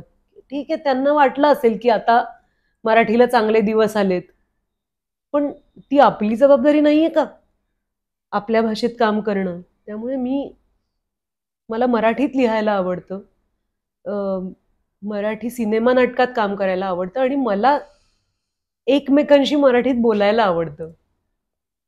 कारण नंतर राजभाषा म्हणून मान्यता मिळेल, सरकार दरबारी आपल्या भाषेचं कौतुक होईल, पण आपण ती भाषा जगण्यात जर कुठेतरी बाजूला ठेवली तर आपण किती घोर अन्याय करतोय आपल्या मातृभाषेवर. त्यामुळे मी मराठीत, म्हणजे मी श्वास घेत राहणार हे म्हटल्यासारखं आहे. मी रोज जेवणार तसं अर्थातच मी मराठी बोलणार आणि मी मराठीत काम करणारच. माझा हक्क आहे तो, माझं कर्तव्य आहे ते. पण मग आता तू मराठी फिल्मचं एक ट्रान्झिशन पण पाहिलंयस. म्हणजे तू मुक्तापासून, अगदी मुक्ता आपण धरलं तर मुक्तापासून अगदी तुझ्या लेटेस्ट मराठी फिल्म्स पर्यंत एक वेगळी मराठी इंडस्ट्री दिसते. ह्याच्यात तुला काय फरक जाणवतो आणि काय थोडेसे मला असं वाटतं की उणीवा जाणवतात तुला? मराठी फिल्म्समध्ये? कारण हिंदी किंवा बाकी रिजनल आता पॅन इंडिया म्हणून ज्या काही रिजनल फिल्म्स आपण बघतो वेगवेगळ्या, त्या आणि मराठीमध्ये तुला काय फरक जाणवतो? खोल प्रश्न आहे. पण मी खूप सिनेमे आणि नाटकं बघते. म्हणजे माझा हिंदी बॅकलॉग खूप असतो, पण मराठीचा तेवढा नसतो. मी प्रयत्न करते. तुझ्या प्रयोगाला पण मी येणार आहे. कदाचित तू आपला एपिसोड पूर्ण करशील त्याच्या आधीच मी आले असेल, पण मी नक्की येणार आहे. 100 होत आले ना प्रयोग? 100. येस. मला खूप आवडतं मराठीतलं काम बघायला, पण एक मला नक्की जाणवतं की प्रोजेक्ट करण्यातली धांदल, की प्रोजेक्ट बनवतात काही जण. सिनेमा किंवा नाटक बांधताना त्यात कधी कधी पाणी घातलेलं जाणवतं. म्हणजे डायल्यूट झालेलं वाटतात काही काही गोष्टी. त्या संहितेत असतील किंवा अभिनयात असतील, प्रोडक्शन क्वालिटीत असतील, पण आपल्याकडे अजून सुधारण्यासारखं खूप आहे. म्हणजे गुणवत्ता सुधारण्यासारखं खूप काही आहे हे आपण म्हणू शकतो, कारण आपण 80-85% मिळवतच आलेलो आहोत. त्यामुळे मी आगाऊपणा करून असं म्हणू शकते की आपल्याकडे सुधारण्यासारखं काही आहे. पण आहे, जेव्हा बोलाबाल म्हणजे असं खूप बोलबाला झालेला असतो एखाद्या सिनेमाचा, पण तो सिनेमा आपण नंतर राहून गेलेला असतो आणि OTTवर बघतो, तेव्हा आपल्याला वाटतं की अरे किती याच्याबद्दल बोललं गेलं होतं, पण तेवढं काही नाही वाटलं मला. हे कमी करायला पाहिजे आपण आपल्या भाषेतलं. आणि संख्या म्हणजे ज्या प्रमाणात सिनेमे बनतायत त्याचं गणित कसं बसवणार होत आपण सगळे? निर्माते, डिस्ट्रीब्युटर्स, दिग्दर्शक, कलाकार. रिलीज झाला, आपण एक शुक्रवार गाजवला, ह्याच्यातच समाधान मानायचंय? मला ह्याची फार काळजी वाटते आणि तेवढ्या ताकदीने उपाय नाहीये आपल्याकडे, याचं वाईटही वाटतं. त्यामुळे येणाऱ्या 2-3 वर्षांमध्ये आपण खरंच यासाठी एक समिती निर्माण करायला पाहिजे. प्रत्येक आठवड्याला 5 सिनेमे रिलीज होण्यासाठी तयार असतात, तर मग कसा न्याय द्यायचा? प्रत्येकाचं प्रमोशन कसं होणार? प्रमोशन हा एक भाग झाला, पण ते सिनेमे तेवढे गुणवत्तेच्या दृष्टीने चांगले आहेत का? त्या 5ही सिनेमांना कुठे जागा द्यायची? त्याच्या बरोबरीने हिंदी सिनेमे आहेत, इंग्लिश सिनेमा मधून मधून येत असतो, तर मग कसं करणार आपण? तर व्यवसायाच्या दृष्टीने आपण विचार करण्याची फार तातडीची गरज आहे, म्हणजे इमर्जन्सी आहे त्याची, आणि त्याच्यात आपण सगळ्यांनी एकजुटीने प्रयत्न करायला पाहिजेत. मराठीमध्ये हे फार गरजेचं आहे. तसंच एक बरेच आलेले गेस्ट आमच्याकडे एक गोष्ट बोलली, ती म्हणजे स्टारडम. जो हिंदीमध्ये एक असतो ना स्टारडम, तो तसा मराठीत नाहीये असं म्हटलं जातं. तुला काय वाटतं त्याच्याबद्दल? तो आपला नजरिया आहे. माझ्या दृष्टीनं तू खूप मोठी स्टार आहेस, कारण मी तुझा प्रवास बघितलाय. आपल्याकडे ना जरा साधं वागण्याकडे खूप कल आहे, की असू दे ग, एवढं हे माझंही आहे म्हणणं, पण याचा अर्थ मी काम वाईट करते असा नाहीये. त्यामुळे आपल्या भाषेत एक कलाकार बोलू शकतो याचा अर्थ त्याचं ग्लॅमर कमी होत नाही. तर मला असं कधी वाटलेलं नाहीये. मला आता कोण भेटलं मला कालच मला प्रियदर्शन जाधव भेटला, संतोष जुवेकर भेटला, आणि ही म्हणजे मला फार कौतुक वाटतं की ही किती मस्त माणसं आहेत. संतोष बरोबर मी रिंगारिंगामध्ये काम केलं होतं, तेव्हाच त्याचा सळसळता उत्साह मला दिसला होता. की मग प्रियदर्शनला मी आत्ताच वस्त्रहरणमध्ये बघितलं, तर किती अप्रतिम काम करतात हे सगळेजण. आणि आपण जर एक कम्युनिटी म्हणून एकमेकांबद्दलचा हा आदर वाढवला नाही तर मग आपल्याला नेहमीच इतर भाषांमधली माणसं जास्त ग्लॅमरस वाटतील. आणि मला असं वाटतं की साधं असणं म्हणजे जमिनीवर बसणं आणि काय असेल ते खाणं असं नाहीये. साधं असण्याच्या पण व्याख्या वेगळ्या असू शकतात. साधं असणं म्हणजे आपण वेळेवर येणं पण असू शकतं. त्यामुळे मला ग्लॅमर बद्दल असं वाटतं की ते ग्लॅमर आपण डिमांड नाही करू शकत, आपण कमांड करायला पाहिजे. आणि मला तर वाटतंच की छोट्या छोट्या गोष्टींमधल्या म्हणजे कलाकार म्हणून आपण कसे दिसतो. मला स्पोर्ट शूज घालून मुलं अवॉर्ड फंक्शनला किंवा रेड कार्पेटवर आली की मला आपल्या सगळ्या मराठी मुलांना सांगावं असं वाटतं की अरे मुली इतक्या प्रयत्न करतात चांगले कपडे घालायचा, डिझाईन. हो, आणि तुम्ही चांगले कपडे घालून खाली स्पोर्ट शूज घालून कशाला आलाय. आणि बरं पैसे नाहीयेत म्हणून घातलेत असं काही नाही. कंटाळा नका, कंटाळा करू, दिसा की चांगलं, लाजू नका. असं मला टिपा द्याव्याशा वाटतात सारख्या. टिप्स दिल्यात आपल्याला सोनालीने. तू एक खूप छान नाटक करतेस, व्हाईट लिली नाईट रायडर. ते तुझ्या चांगल्या मैत्रीण परफॉर्म करायची, रसिकानंतर तू ते नाटक करायला घेतलंस. तेव्हाचा तुझा अनुभव आणि जेव्हा तू केलेली नाटकं इतर पुढची पिढी म्हणा किंवा तुझे कंटेम्पररी ऍक्टर वेगवेगळ्या माध्यमातून, जसं तिची भूमिकाच्या वेळेला आम्ही सखाराम बाइंडर केलं, किंवा तुझं अजून एखादं कुठलं तरी कॉलेजमधली एकांकिका असेल ती आता पुढची पिढी परफॉर्म करत असेल, तू दोन्हीकडे बघताना म्हणजे एक रसिकाचा रोल म्हणजे दुसऱ्या एका ऍक्ट्रेसचा रोल तू केलास, अनफॉर्च्युनेट असेल त्या इन्सिडेंट्समुळे असेल, किंवा आता पुढची पिढी आपले रोल्स करते, तेव्हा तू या दोन्हीकडे कुठल्या पद्धतीने बघतेस? कुणीतरी केलेलं काम आपण करणं ही मला खूप मोठी जबाबदारी वाटते. रसिकाची भूमिका मला करायला लागणं, याच्यात तू म्हणालीस तसं खूप मिश्र भावना होत्या माझ्या मनामध्ये की अरे आपली मैत्रीण नाहीये ना, आपल्याला हे करायला मिळतंय पण तिच्या इतकं चांगलं करता येणार नाही ही भीती माझ्या मनात होती. आणि त्या दोन गोष्टी मी माझ्या समजुतीसाठी ठरवून घेतल्या की फार तर काय होईल, लोक म्हणतील अरे ही रसिकाच्या पासंगालाही पुरत नाही, आणि हसेल माझा प्रयत्न. पण दुसरी गोष्ट अशी की शो मस्ट गो ऑन हे कितीही क्लिशे वाटलं तरी आपल्याला प्रत्येकाला त्याचं महत्व माहिती आहे आणि रसिकालाही ते आवडलं असतं की प्रयोग होत राहिले पाहिजेत. या भावनेनी मी ते नाटक केलं आणि मी ती रिस्क घेतली, कारण कुणीतरी उत्कृष्ट केलेलं काम आपण रिक्रिएट नाही करू शकत, ते आपण आपल्या आपल्या पद्धतीने करणार. पण जेव्हा मी केलेलं काम दुसरं कुणीतरी करतं तेव्हा मला खूप कौतुक वाटतं, कारण मी बऱ्यापैकी डिटॅच होऊ शकते माझ्या कामापासून.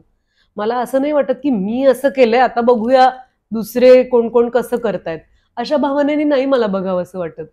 मला एकदा शशी देशपांडे नावाच्या लेखिका आहेत, त्यांनी बरंच लिहिलंय पेंग्विनसाठी, त्यांची बरीच पुस्तकं पेंग्विननी प्रकाशित केली आहेत, पण त्यांनी एक the dark holds no terrors नावाचं पुस्तक लिहिलंय. त्याच्यावर प्रेमा कारंथ ह्या दिग्दर्शिकेनी बंद झरोखे नावाचा सिनेमा केला होता, त्यात मी मेन लीड करत होते. धारवाडला शूटिंग चाललं होतं खूप वर्षांपूर्वी, 20 वर्ष झाली त्याला. पण शशी देशपांडे आमच्या सेटवर आल्या आणि आम्ही सगळे हरखून गेलो की अरे लेखिका स्वतः आली आहे. आणि तर असंच शॉट नसताना आम्ही गप्पा मारत बसलो होतो, तेव्हा मी त्यांना विचारलं, म्हणलं मॅम कसं वाटतंय, तुमचीच पात्र फिरतायत आजूबाजूला, कसं वाटतंय तुम्हाला? तर त्या मला म्हणाल्या की नाही हे शूटिंग चाललंय, मी जेव्हा लिहिते तेव्हा लिहून झाल्यावर माझी प्रक्रिया पूर्ण झालेली आहे, त्यामुळे आता मी तुमच्या सगळ्यांकडे एक अंतर ठेवून बघू शकते. तर हा त्यांच्या म्हणण्यातला भाव खूपच डीप आहे, कारण त्या स्वतः लेखिका आहेत, पण मला तसं डिटॅच होता येतं आणि मी पुन्हा कौतुकाने बघू शकते की अरे किती छान, किती मस्त प्रयोग केला. नाही, हे मी अनुभवलंय, कारण आता आम्ही नुकतंच तिची भूमिकाच्या आम्ही सखाराम बाइंडर करत होतो आणि मी प्रचंड घाबरले होते. खरं तर मी चंपा करत होते, पण मला असं वाटतं की असं कौतुक फार कमी ऍक्ट्रेसेस करतात. म्हणजे जेलसी किंवा इन्सिक्युरिटी असं नाही म्हणणार मी, पण खरंच असं कौतुक कमी जण करतात खूप, आणि ते तू केलंस आणि तू ते करतेस याबद्दल तुझं खूप मनापासून कौतुक. पण हा तुझा स्वभाव आहे का तुझ्या गुरूंकडनं मिळालेली तुला ही दीक्षा आहे? मला वाटतं हा माझा स्वभाव आहे, कारण गुरूंनी आयुष्यभर पुरेल अशी शिदोरी दिलेली आहे पंडित सत्यदेव दुबेजींनी. पण दुबेजींनी ना माझं कौतुक कधी केलं माहितीये, जेव्हा मी वाईट काम केलं तेव्हा. म्हणजे म्हणजे वाईट काम केलं म्हणण्यापेक्षा काही काही आपली कामं पोचतच नाहीत बघ. आपण खूप काय काय करत असतो. आता राजीव नाईकच्या मोकळा संग्रहातल्या काही कथांवर आम्ही एक नाट्यप्रयोग केला होता. गजानन परांजपे यांनी दिग्दर्शन केलं होतं आणि त्यात मी एक नटी नावाचं पात्र साकारायचे. आता त्या नाटकाला खूप कमी प्रयोग झाले. प्रायोगिक नाटक 25 वर्षापूर्वी पुण्यात, आणि प्रेक्षकही असे मोजकेच यायचे. तेव्हा दुबेजींनी इतकं भरभरून कौतुक केलं की किती छान केलास तू तो आरशात बघून बोलण्याचा प्रसंग, आणि मला प्रचंड हुरूप आला. पण एरवी दणदणीत रिलीज झालेले सिनेमे, नाटकं, ह्याच्यात ते तुझा फोकस नव्हता, तुझं पिच चुकला, अमकं तमकं चुका चुका काढायचे. पण त्यांनी खचत असताना दिलेली जी उभारी होती ना, ती मला खूप पुढे घेऊन गेली. म्हणजे आपलाच आपल्यावर विश्वास नसतो, आणि त्यावेळेला आपण ज्या माणसाला मानतो त्या माणसाने असं म्हणणं की मस्त होता तुझा प्रयत्न, तर आपल्यालाच वाटतं की अरे चांगलं केलं का काय काही मी. आणि बरं वाटतं की अरे मग करत राहूया. हे करत राहण्याचा, ती ऊर्जा, तो स्रोत आपण प्रवाही ठेवणं फार महत्वाचं आहे. त्यामुळे मला असं वाटतं ते दुबेजींनी दिलं. पण आता मला एक भारावून जायलाच आवडतं. आवडतं म्हणण्यापेक्षा मला भारावून जायला होतं छोट्या छोट्या गोष्टींनी, की तू किती घाट घातलायस आज, की असं छान मुलाखत घेऊया, आपण भेटूया, असं तू ठरवलंयस.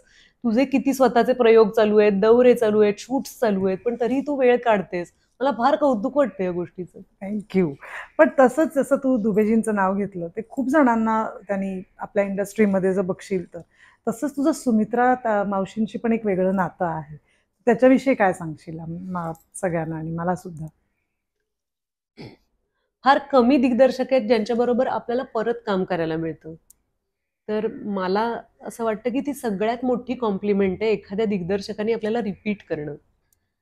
तर माझ्या करिअरमध्ये डॉक्टर जब्बार पटेल यांच्याबरोबर मी 3 प्रोजेक्ट केली.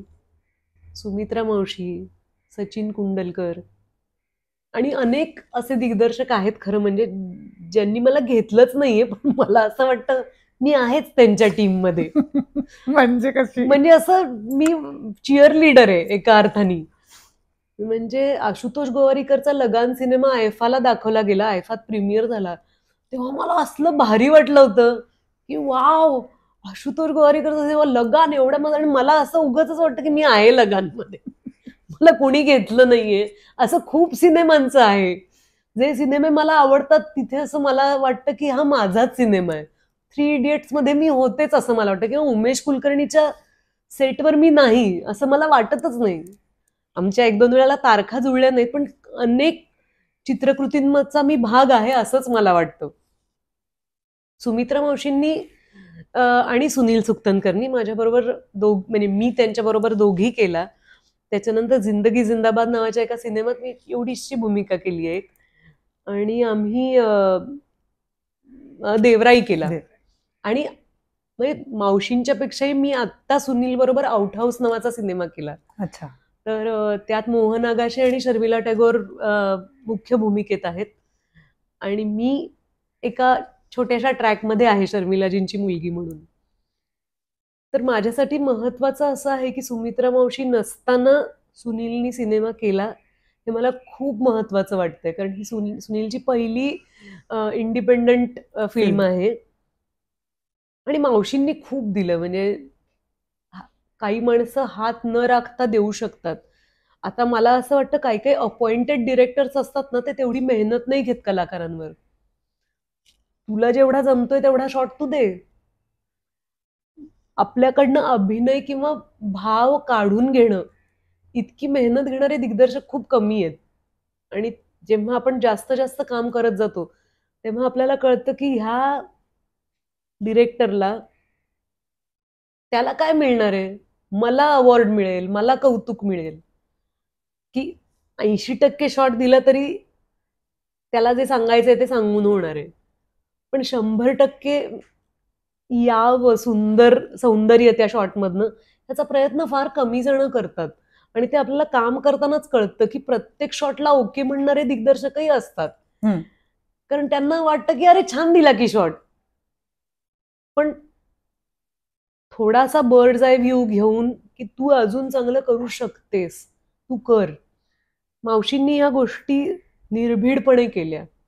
एक पिढीच घडवली मावशींनी. आणि सिनेमाच्या पलीकडे जाऊन त्या माणूस म्हणून खूप घुसायच्या. म्हणजे माझ्या तर आख्यायिका झालेल्या आहेत मावशींच्या बरोबर. भरभरून प्रेम दिलं त्यांनी आणि त्या जाईपर्यंत एक माणूस म्हणून स्वतः एक्सप्रेस करायला त्या कधीच घाबरल्या नाहीत. की त्यांच्या स्वतःच्या भावना, ज्या कुठल्या भावना असतील त्या त्यांनी व्यक्त केल्या माहितीये. आणि हे मला खूप बळ देणारी गोष्ट आहे. नाहीतर एक तुम्ही 60 वर्षाचे झाला की तुम्ही वेगळे दिसायला लागता. तर एनिवे आपल्याकडे सिनियर सिटीजन म्हणून माणसं बघणार, त्यामुळे तुम्ही काहीही करू शकता, आता तुम्ही थोर झालात असं बघणाऱ्याचा दृष्टिकोन होतो. पण मावशी तरुण राहिल्या मनानी.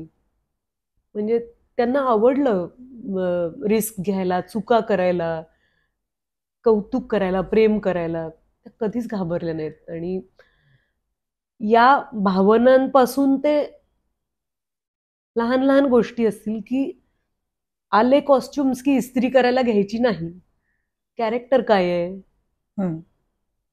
ती व्यक्ती इस्त्रीचे कपडे घालेल का, ती व्यक्ती काय मेकअप करेल, तिचे केस कसे असतील, असं कॅरेक्टर बांधणं फार छान. आणि त्यांचा एस्थेटिक सेन्स तर फार सुंदर होता. म्हणजे असं छोट्या छोट्या गोष्टींमध्ये त्या कदाचित त्याचा अँगल बदलून ठेवला असता त्यांनी, किंवा त्या म्हणाल्या असतं ही मूर्ती जरा तिकडे सरकूया, असं छोटंसं काही असेल, पण त्या बारीक लक्ष द्यायच्या सगळ्या गोष्टींकडे. पण तसंच तुझ्या आयुष्यात अजून एक नाव आहे, म्हणजे गिरीश सर, गिरीश कर्नाड. त्यांच्याविषयी तू त्यांच्याबरोबर मराठी कन्नडा फिल्मच, एक हिंदी फिल्म केली. ओके. मग त्यांचा एक गिरीश कर्नाड म्हटल्यानंतर सगळ्यांच्या मनात एक वेगळी इमेज असते की एक असं खूप पॉइज्ड माणूस आणि खूप वर्ष सातत्याने नाटक सिनेमा करणारा, आणि एक दोन त्यांनी टेलिव्हिजन सिरियल पण केला होता खूप आधीच्या. सो अशा त्या सगळ्या माध्यमातून तो काम करणारा त्या काळात फार कमी नट होते दिग्दर्शक. त्यांचं नाव आहे गिरीश कर्नाड. त्यांच्याबरोबर काम करतानाचा अनुभव काय होता एक्झॅक्टली? मला वाटतं गिरीश अंकलनी मला ना एक ओळखच मिळवून दिली. कारण मी हे अनेकदा बोलली भार्गवी, पण एक असं वेडं वय असतं जेव्हा आपल्याला फक्त कॉम्प्लेक्सेस असतात की अरे यार आपण काय दिसायला असे नाही, आपला आवाज असा आहे, अमकं तमकं. त्या सगळ्यातनं असं अलगद बाहेर काढून ही तुझी भूमिका आहे, ही तू कशी साकारतेस याच्यावर तुझं असणं ठरणार आहे, ते त्यांनी मला देऊ केलं. आणि मला त्यांच्याबरोबर काम करण्याचा अनुभव झालाच. म्हणजे ते जे काही 5-6 आठवडे मी केरळमध्ये शूटिंग केलं असेल, अजून एक आठवडा बंगलोरमध्ये डबिंग केलं, पण मला काय शिकायला मिळालं त्यांच्याकडून ह्या सगळ्या प्रवासात. बंगलोरमध्ये डबिंग करत असताना मी त्यांच्या घरी राहिले, शूटिंगला गेले तेव्हा सुरुवातीला त्यांच्या घरी राहिले, तर त्यांचं कुटुंब मला दिसलं. सरस्वती गणपती त्यांची पत्नी त्या डॉक्टर आहेत, त्यांची मुलं रघु आणि राधा. तर मला ती फॅमिली इतकी आवडली, त्यांचं घर, त्यांची फॅमिली, मी तिथे राहू शकायचे, त्यांच्या घरातली शांतता. तर मला असं वाटलं की पुढे जाऊन माझं घर असं झालं तर किती छान होईल, की इथे कुणीही कलाकार आले आणि ते माझ्याकडे विश्वासाने राहिले, त्यांना झोपायला छान चादर आहे, बेड आहे, खायला मस्त जेवण आहे घरी, ते मनसोक्त लिहू शकतात, वाचू शकतात, विश्वासाने राहू शकतात, असं घर जर मी निर्माण केलं, असं मला खूप वाटलं त्या दिवसांमध्ये. किंवा गिरीश अंकल आणि मी कायम एकमेकांना पत्र लिहायचो, ते मला पत्र लिहायचे आणि माझं इंग्लिश त्यांनी सुधारलं. कितीतरी छोट्या छोट्या गोष्टी त्यांनी मला शिकवल्या, ज्या एटिकेट्स म्हणतो आपण, ते त्यांनी मला देऊ केले. कारण असं आपण आघळपघळ वागणं आणि प्रेमळ असणं म्हणजेच आपल्याला चांगलं वागणं वाटतं. पण त्याच्या पलीकडे एक कंडक्ट असावा आपल्या वागण्यामध्ये. ही छोटीशी फॉर्मॅलिटी असते ती, की तुम्ही कसे बसलाय, तुम्ही कसे खाताय, तुम्ही दुसऱ्या माणसाला ग्रीट करताना तुमची बॉडी लँग्वेज काय आहे, या इतक्या गोष्टी मला त्यांच्याकडनं शिकायला मिळाल्या. आणि दखल खूप घेतली त्यांनी लहान लहान गोष्टींची आमचं शूटिंग झाल्यावर सुद्धा. की आता राजाभाऊ नातू हे पुण्यातले महाराष्ट्र कलोपासक नावाच्या संस्थेचे प्रमुख. राजाभाऊ कसे आहेत हे गिरीश कर्नाडांनी मला विचारणं, कारण राजाभाऊंच्या घरी आमच्या ऑडिशन्स पहिली भेट झाली होती. तर ते नेहमी पत्रातनं विचारायचे की राजाभाऊ कसे आहेत, दुबेजी कसे आहेत. ते अर्थातच त्यांच्या संपर्कात असणार, पण मला विचारणं त्यांनी, तर एका वेगळ्या अर्थाने त्यांनी मला मोठं व्हायला हात दिला. की जबाबदारीने एका 17 वर्षाच्या मुलीला कशाला कोणी विचारेल की तुझ्या शहरातली ही ज्येष्ठ माणसं कशी आहेत. पण त्यांनी मला विचारलं, माझ्या आईबाबांबद्दल विचारलं. आणि मला ती मूल्य आजही फार महत्वाची वाटतात. की सिनेमा तर माझ्यासाठी खूप महत्वाचा आहे, कारण त्या सिनेमामुळे माझं करिअर सुरू झालं. चेलुवी हा माझा हिंदी सिनेमा गिरीश अंकल बरोबर केलेला कान इंटरनॅशनल फिल्म फेस्टिवलमध्ये दाखवला गेला. तेव्हा सोशल मीडिया नव्हतं, तेव्हा हा गवगवा नव्हता. त्यामुळे गिरीश अंकल तिथे कानला जेव्हा रेड कार्पेट चालले असतील आणि तेव्हा त्यांना जे कौतुक सिनेमा पाहिल्यावर मिळालं असेल ते त्यांच्या शब्दातनच आमच्यापर्यंत पोचलं. पण तो सिनेमा एका इटालियन दिग्दर्शक आणि प्रोड्युसरनी पाहिला. त्यांनी मला एक इटालियन फिल्म ऑफर केली. डॉक्टर जब्बार पटेलांनी मुक्ता हा सिनेमा मला दिला. सुमित्रा मावशी आणि सुनीलनी दोघी दिला. तर असं अमोल पालेकरांनी दायरा हा सिनेमा मला दिला. त्यामुळे चेलुवी हा एका अर्थाने माझी सुरुवातच आहे. तसाच अजून एक प्रश्न आहे तुझ्या फिटनेस बद्दल. खूप उत्सुकता आहे मला की तू अमाप सायकलिंग करतेस. तुझ्या घरी 3 सायकल्स आहेत, तुझ्या फॅमिलीचा एक भाग आहे. आणि तू फिटनेस बद्दल तुझं स्वतःचं एक खूप छान तू फिट ठेवलंय स्वतःला. त्याचं काय रहस्य आहे? अगदी ओपन सिक्रेट आहे. कारण मी बरी होते तशी, अशी खूप जाड झाले नव्हते कधी, आणि मी खूप हडकुळी तर कधीच नव्हते. फक्त लहानपणी होते. म्हणजे मी माझ्या पहिल्या सिनेमाच्या वेळेला वगैरे खूप लुकडी होते. म्हणजे तोपर्यंत तर माझ्या कितीतरी ओळखीच्यांनी आईला हे म्हटलेलं मी ऐकलेलं आहे की अहो हिला काहीतरी खायला घाला, कशी आहे ही, असं. ते 20 वर्षापर्यंत होते मी. नंतर मी चांगली होते, बरी होते. पण मी जेव्हा आई झाले त्याच्यानंतर एक स्वतःला गरोदरपणात मी मुभाच दिली होती की चला. आणि मला काही असे डोहाळे वगैरे लागले नव्हते, पण एक मला लक्षात आलं की कुणी काही रागवणार नाहीये, एक सुरूच करू आडवा हात मारायला. तर मी मनसोक्त खाल्लं. नंतर बाळ झालं, माझी नॅचरल डिलिव्हरी झाली. ह्याचा मला अभिमान आहे, कारण तो एक फिटनेसचा भाग आहे. म्हणजे सुदैवाने काही कॉम्प्लिकेशन्स आली नाहीत, पण त्याच्यासाठी मी प्रयत्न पण केले होते. मी फार साधी जीवनशैली अजूनही अंगीकारलेली आहे की मला जमिनीवर बसायला खूप आवडतं. मी खाली बसून पेपर वाचते आणि मी प्रयत्न करते की कावेरीला ते कळावं. की नाहीतर काही मुलांना असं, म्हणजे मी आजूबाजूला बघते तेव्हा त्या मुलांना असं खूप अवघडल्यासारखं होतं की आता कशी दुमडायचे पाय आणि कसं, म्हणजे असे वेगळेच होतात ते छोटी मुलं. तर माझी नॅचरल डिलिव्हरी झाली, पण मी खूप जाड झाले होते त्या दरम्यान. आणि मला अजूनही तो दिवस आठवतो. मी आणि नचिकेत माझा नवरा, आम्ही खूप मजेदार गोष्टी केलेल्या आहेत कावेरी झाल्यापासून, आमचं लग्न झाल्यापासूनच. त्यातला एक आमचं रुटीन असायचं की रविवारी ह्याला जायचं राणीच्या बागेत. तर आम्ही कावेरीला कडेवर घेऊन गेलो होतो. आणि मग मी काहीतरी नचिकेतला म्हणलं आता तू घे थोडा वेळ कावेरीला. तर तो म्हणला चल हिप्पोच्या तिकडे जातोय ना. आणि आम्ही एका बेंचवर बसलो होतो, छान सावली होती. तर मी त्याला म्हणलं तू जातोस का तिला घेऊन, मी बसते इथे 5 मिनिटं. तो म्हणला अच्छा दमलीस का, बरं ठीक आहे. तर तो तिला हिप्पो दाखवायला पुढे घेऊन गेला आणि तिथे मी बसले होते ना, तेव्हा मला विजेचा करंट लागावा असे डोक्यात विचार आले की माझं वय काय, माझा आकार काय, माझं वजन काय. आणि मी असं म्हणाले की मी दमली आहे आणि मी बसते. आणि मग मला असं वाटलं की हे बाळ आत्ता वर्षाचं पण नाहीये. नाही, वर्षाची झाली होती कावेरी, 1.5 वर्षाची होती मला वाटतं. आणि आता आपण असं म्हणतोय की मला कदाचित मला कंटाळा आला, चालत किती जायचं होतं तर 50 पावलं, तेवढं माझ्याच्यानी झालं नाही. तर मी म्हणलं मी दुसऱ्याला कधीच माझं कुठलं काम सांगितलेलं नाहीये आणि आता मला कडेवर घ्या असं तर मी म्हणू शकत नाही. स्वतःला pick up your self and just walk एवढंही जमत नसेल आणि ते सुद्धा ऍक्टर म्हणून प्रोफेशन निवडलेलं असताना, तर हे बरोबर नाही.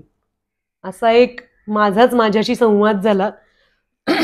आणि डॉक्टर सरिता डावरेंकडे मी फार वर्ष झाले लाईफस्टाईलच त्यांची फॉलो करते मी त्यांचं डाएट नाही करत. कारण डाएट ही गोष्ट म्हणायला आपण म्हणू शकतो डाएट असं, पण डाएट म्हणजे आपली जीवनशैली आहे. तर रोजचा आहार कसा असावा, त्यात व्यायामाचा किती भाग आहे, याच्याबद्दल आता मला एक क्लॅरिटी आलेली आहे. आणि असं झालं नाहीये की मी तेव्हा जे वजन कमी केलं तेच सातत्यानं राहिलं. त्यात छोटे छोटे अडथळे येऊन गेले. आता अलीकडे मला चिकनगुनिया होऊन गेला, किंवा मध्ये काहीतरी मला आमच्या व्हाईट लिलीच्या प्रयोगात मी काहीतरी लागलं पायाला, गुडघ्याला. तर त्याच्यामुळे खंड पडू शकतो आपल्या रुटीनमध्ये. पण ती आवड जपली पाहिजे. आपली आपली शरीरयष्टी आणि अंगकाठी ओळखून आपण स्वतःला, आता तू किती छान मेंटेन केलंयस स्वतःला, तुझी पण एक प्रेरणादायी गोष्ट आहे आम्हा सगळ्यांसाठी की किती मस्त वाटतं. तू कुठलेही कपडे घालू शकतेस, किती छान दिसतेस, न लाजता स्लीवलेस घालू शकतेस. कारण मेन मुलींमध्ये तो प्रॉब्लेम येतो ना, की स्लीवलेस नको साडीवर, जरा असं म्हटलं जातं. तर मला ते कुठलीही सफाई द्यायची नाहीये की मला स्वतःला मी आवडणार नाही. ऍक्टर म्हणून तर वेगळी गोष्ट झाली, पण आपण जगत तर रोज स्वतः बरोबर असतो. त्यामुळे मला आवडेल अशी मी राहणार आणि त्यात मी तरतरीत, फ्रेश, अशी प्रफुल्लित राहीन असं मला आवडेल स्वतःबद्दल. आम्ही ना एक सांग ना म्हणा नावाचं एक छोटं सेगमेंट केलंय आमच्या येणाऱ्या सेलिब्रिटीजसाठी. तर त्याच्यातला माझा एक पहिला प्रश्न तुला असा आहे की प्रत्येक स्त्रीने इंडिपेंडंट असावं असं आपल्या सगळ्यांनाच वाटत असतं, म्हणजे हा एक विचार असतोच. पण तुला असं वाटतं का, आणि जेव्हा तुला हे वाटतं तेव्हा अशी कुठली स्त्री तू पाहिलीस जिच्यामुळे तुला वाटलं की नाही प्रत्येक बाईने इंडिपेंडंट असायलाच हवं? मला ना असं कुणाकडे काही मागायला नाही आवडत की मला तू काय घेतलंच नाहीस कधी, ते म्हणजे बॉयफ्रेंडकडे किंवा नवऱ्याकडे मला अमुक अमुक अंगठी पाहिजे, ती त्यांच्याकडे होती तशी, किंवा मला तो नेकलेस पाहिजे वगैरे. ते काय फालतूपण आहे असं मला वाटतं. की जे हवं असेल ते मी मी घ्यावं. मला नाही आवडत असं. म्हणजे नचिकेतकडे खूप पैसे आहेत, पण म्हणजे मला असं वाटतं की आम्ही दोघांनी एकमेकांसाठी जे केलंय, अनेक जण करतात तसं, पण त्यात गोडबा आहे. मला ते पाहिजे ह्याच्यापेक्षा.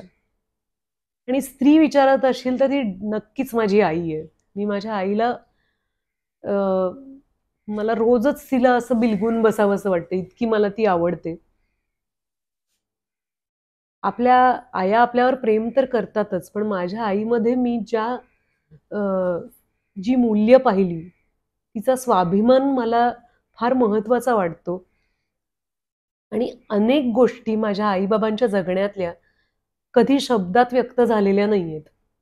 त्यामुळे मला सुद्धा ते सांगताना जरा धडपडावं लागतं. पण आमच्या कुटुंबातला एक काळ असा होता जेव्हा पैशांची गरज होती. कारण आमच्याकडे असं वडिलोपार्जित असं काही नव्हतं. घरात 3 लहान मुलं, त्यांच्या शिक्षणाचा खर्च. तर आपल्या पार्टनरला साथ देण्यासाठी माझ्या आईनी ज्या क्लुप्त्या शोधून काढल्या होत्या, तिने चटण्या विकल्या, डबे दिले हॉस्टेलवरच्या मुलींना जेवणाचे. तिने घरी पाळणाघर सुरू केलं.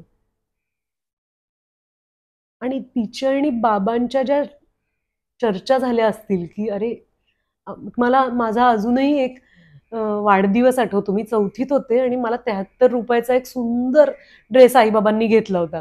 दिवाळीच्या सुमारास माझा वाढदिवस येतो, त्याच्यामुळे तो घेतला फ्रॉक. आणि 2च दिवसांनी शाळेत नोटीस आली की अमुक अमुक आपली ट्रिप जाणार आहे मुंबईला आणि प्रत्येकी 100 रुपये. आणि आईबाबांनी असं हॉलचं दार पुढं केलं होतं. आमची सगळ्यांची झोपायची वेळ झाली होती आणि शाळेत सांगायचं होतं. आणि मी असं म्हणले होते की मी काय सांगू शाळेत, तर मला असं झालं होतं मी जाऊ ना.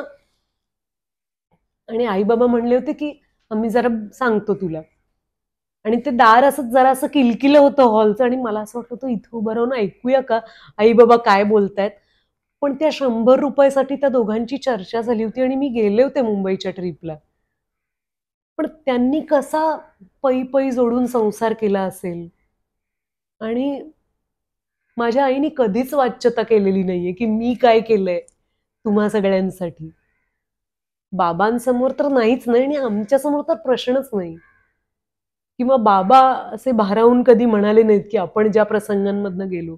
पण मला आईचा तो कणखरपणा खूप आवडतो की इच्छा तिथे मार्ग, हे तिने जगून दाखवलंय. आणि सगळ्या भावंडांना, कुटुंबाला तिने असं घट्ट पकडलं होतं. ती कधीच मला आठवत नाही कोणासमोर काही रडगाणं गातीये किंवा म्हणते की अरे मी आले असते पण अमुक. ती कितीतरी समारंभांना गेली नाही, कारण पाळणाघर होतं, आमच्या घरीच होतं ते. आणि तिने इतक्या मोठ्या माणसांची काळजी घेतली तिने आणि बाबांनी. घरातल्या सगळ्या वडीलधाऱ्या माणसांची काळजी तिने घेतली. त्यामुळे आता मी मोठं होताना मला फार असं वाटतं की अगं बाई यांना सगळ्यांना जपलं पाहिजे, की आपली माणसं आहेत आणि त्यांनी कधी मदत मागितली नाही म्हणून आपण त्यांना प्रेम द्यायचं नाही असं नाही ना. तर आई. आणि मग तसंच तुझं कावेरीशी नातं कसं? कारण आता तुझी आई आणि आता तू आई झालीस आणि आता कावेरी तुझ्या आयुष्यात. माझ्या मनात प्रचंड कृतज्ञता आहे कावेरीनी मला आई केलंय यासाठी. कारण मला माहिती नव्हतं मी कधी खरी आई होईन का नाही. मी लग्न नसतं केलं तर मी नक्की बाळ अडॉप्ट करणार होते, हे माझं ठरलं होतं. आणि बाळ झालं असतं तरी करायला हवं होतं, पण ते राहून गेलं आमचं. पण त्याचा अर्थ असा नाही की मी प्रेम करू शकत नाही. जगात कितीतरी बाळं आहेत ज्यांना मायेची पाखर हवी आहे, ज्यांना चांगलं घर हवंय. कावेरी बरोबर आम्ही खूप प्रयत्न करतो की तिच्या जास्तीत जास्त मित्रमैत्रिणींना आम्ही बोलवावं. आमचे इतक्या गावांमध्ये मित्रमैत्रिणी आहेत. कावेरी माझ्या इतक्या ओळखीच्यांकडे राहिलेली आहे. वेगवेगळ्या घरात आम्ही कितीतरी वेळेला हॉटेलमध्ये नाही राहत. माझ्या शूटिंगला जेव्हा कावेरी येते तेव्हा मी सांगते की त्या त्या गावातलं कोणाचं तरी घर असेल तर तिथे मी राहते. तर त्यांचे पेट्स, त्यांच्या घरातले आजी आजोबा, ती मुलं, या सगळ्यांची ती जुळवून घेते. पण मला कावेरी खूप आवडते कारण तिची काही मागणीच नाहीये माझ्याकडनं. एकच असते अव्यक्त मागणी, ती म्हणजे जरा आमच्या बरोबर राहा, रोज झोपताना तू पाहिजेस, रोज शाळेत जाताना तू पाहिजेस. पण ती माझं कामही समजून घेते आणि तिच्यापेक्षा मलाच जास्त वाईट वाटत असतं. त्यामुळे तिचं असं हो हो पुरे तुझं पुराण, अगं मी नाहीये बरं का. ठीक आहे ओके ओके बरोबर. ती जबाबदार पण झालीये त्याच्यामुळे. आणि खूप मजेदार आहे अगं ती, मला खूप आवडते. काहीतरी लिहित बसलेली असते. आता वेळच लागलंय तिला, काहीतरी डायरीत लिहित असते रोज काय काय केलं वगैरे. आणि झोपायचं राहतं. उगाच परवाच रागवून घेतलंय तिने की नाही नाही मी आज डायरी लिहिलेली नाहीये. बरं काहीतरी ते किडमिडे अक्षरात लिहित बसते. लिहायचं एवढं असं आणि त्याच्या बाजूला काहीतरी डिझाईन, काहीतरी चित्र, मी नवीन फॉन्ट ट्राय करतेय वगैरे. खूप मजेदार आहे. आणि वेगळ्याच गोष्टींचं वाईट वाटत असतं की आज पाऊस आल्यामुळे आमचा फुटबॉल राहिलाच ना. सगळा दिवस चांगला गेला पण फुटबॉल खेळायला मिळाला नाही वगैरे. बापरे, एवढं काहीतरी गहन झालंय का. मला खूप आवडते कावेरी. आता 7वीत जाणार आहे. आवडण्याचं एक वेगळं कारण असं आहे की तिच्या वयाची मी जी मुलं बघते इतर, त्यातल्या अनेक मुलांमध्ये एक अकाली समंजसपणा आलेला आहे. ती मुलं खूपच मोठी वाटतात मला. त्या मानाने ती थोडीशी निरागस आहे आणि मला ते दिवस खूप धरून ठेवावेसे वाटतात, कारण पाहता पाहता तिला येईलच टेन्शन अभ्यासाचं, पुढं काय करायचं या गोष्टींचं. पण आत्ता ती निर्भर आहे आणि ते दिवस जास्तीत जास्त एन्जॉय करावे असं मला वाटतं. नक्कीच. सोनाली कुलकर्णी स्वतः सोनालीशी कसा संवाद साधते? किती छान प्रश्न आहे हा.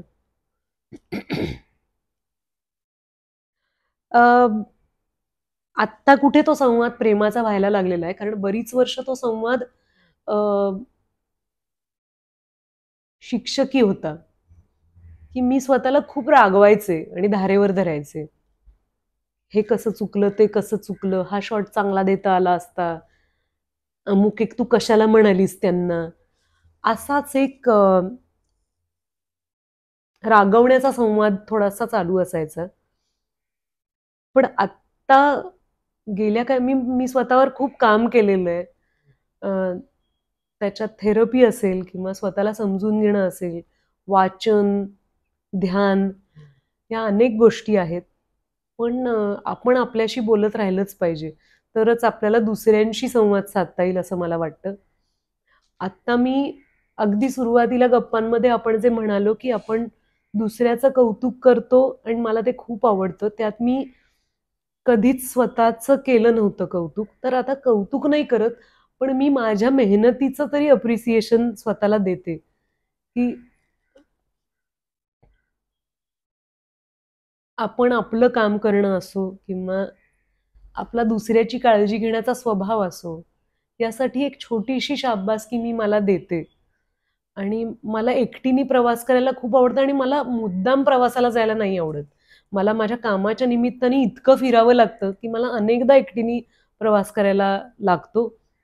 त्यावेळेला हा संवाद घडतो असं माझ्या लक्षात आलंय नकळत. आणि मला छान वाटतं, की जिथनं माझी सुरुवात झाली, त्याला खूप कौतुक आहे. त्यामुळे कदाचित नचिकेत माझ्या आयुष्यात आल्यामुळे माझा संवाद बदलला असेल. पण त्याला फार मजा वाटते, की पुण्यात मेंदळे गॅरेज जवळ राहणारी एक मुलगी एवढं कसं काय काम करू शकली, जेव्हा तुझी काहीच ओळख नव्हती या क्षेत्रातल्या कुणाशी. तर तसं मी कधी कधी स्वतःला ते वाक्य मी स्वतःला म्हणून बघते, की किती मज्जा. माझ्याकडे एक सेकंड हँड, थर्ड हँड पिवळी सायकल होती, तुटलेल्या चपला होत्या आणि तरीही खूप आनंद होता. आणि आता अनेक चपलांचे जोड आहेत, मस्त गाडी आहे, छान घर आहे, आणि तो आनंद आहे का, ह्याचा धांडोळा घेता आला पाहिजे. आणि फार बरं वाटतं, कारण जेव्हा जेव्हा माझ्याशी संवाद होतो तेव्हा असं लक्षात येतं की आनंदाचा हिशोबच नाहीये, एवढी मी आनंदात आहे. क्या बात आहे. आणि अशी कायम तू आनंदी राहाच. पण जाता जाता मला before I sum up the entire गप्पा, तू खूप छान लिहितेस हे तर सगळ्यांना माहिती आहे, पण तू खूप छान कवितांचे कार्यक्रमही केलेस आणि तू कविता खूप सुंदर म्हणतेस. एखादी तुला आवडेल कुठलीही कविता अशीच म्हणायला?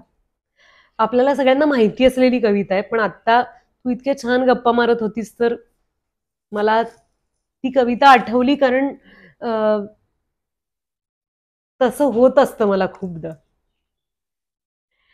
अर्थ समजून घेण्यासारखा आहे. कविता आरती प्रभूंची आहे, ज्यांनी कवी म्हणून आरती प्रभू हे नाव घेतलं आणि लेखक आणि नाटककार म्हणून चिंतेम खानोलकर हे नाव होतं त्यांचं. मराठीतली सर्वोत्कृष्ट कवितांमधली ही एक कविता. तेव्हा मलाच माझा वाटेल फक्त हेवा, घरदार टाकूनी मी जाईन दूर गावा. पाण्यात ओंजळीच्या यावा चुकून मीन, चमकून हो तसाच गाण्यात अर्थ जावा.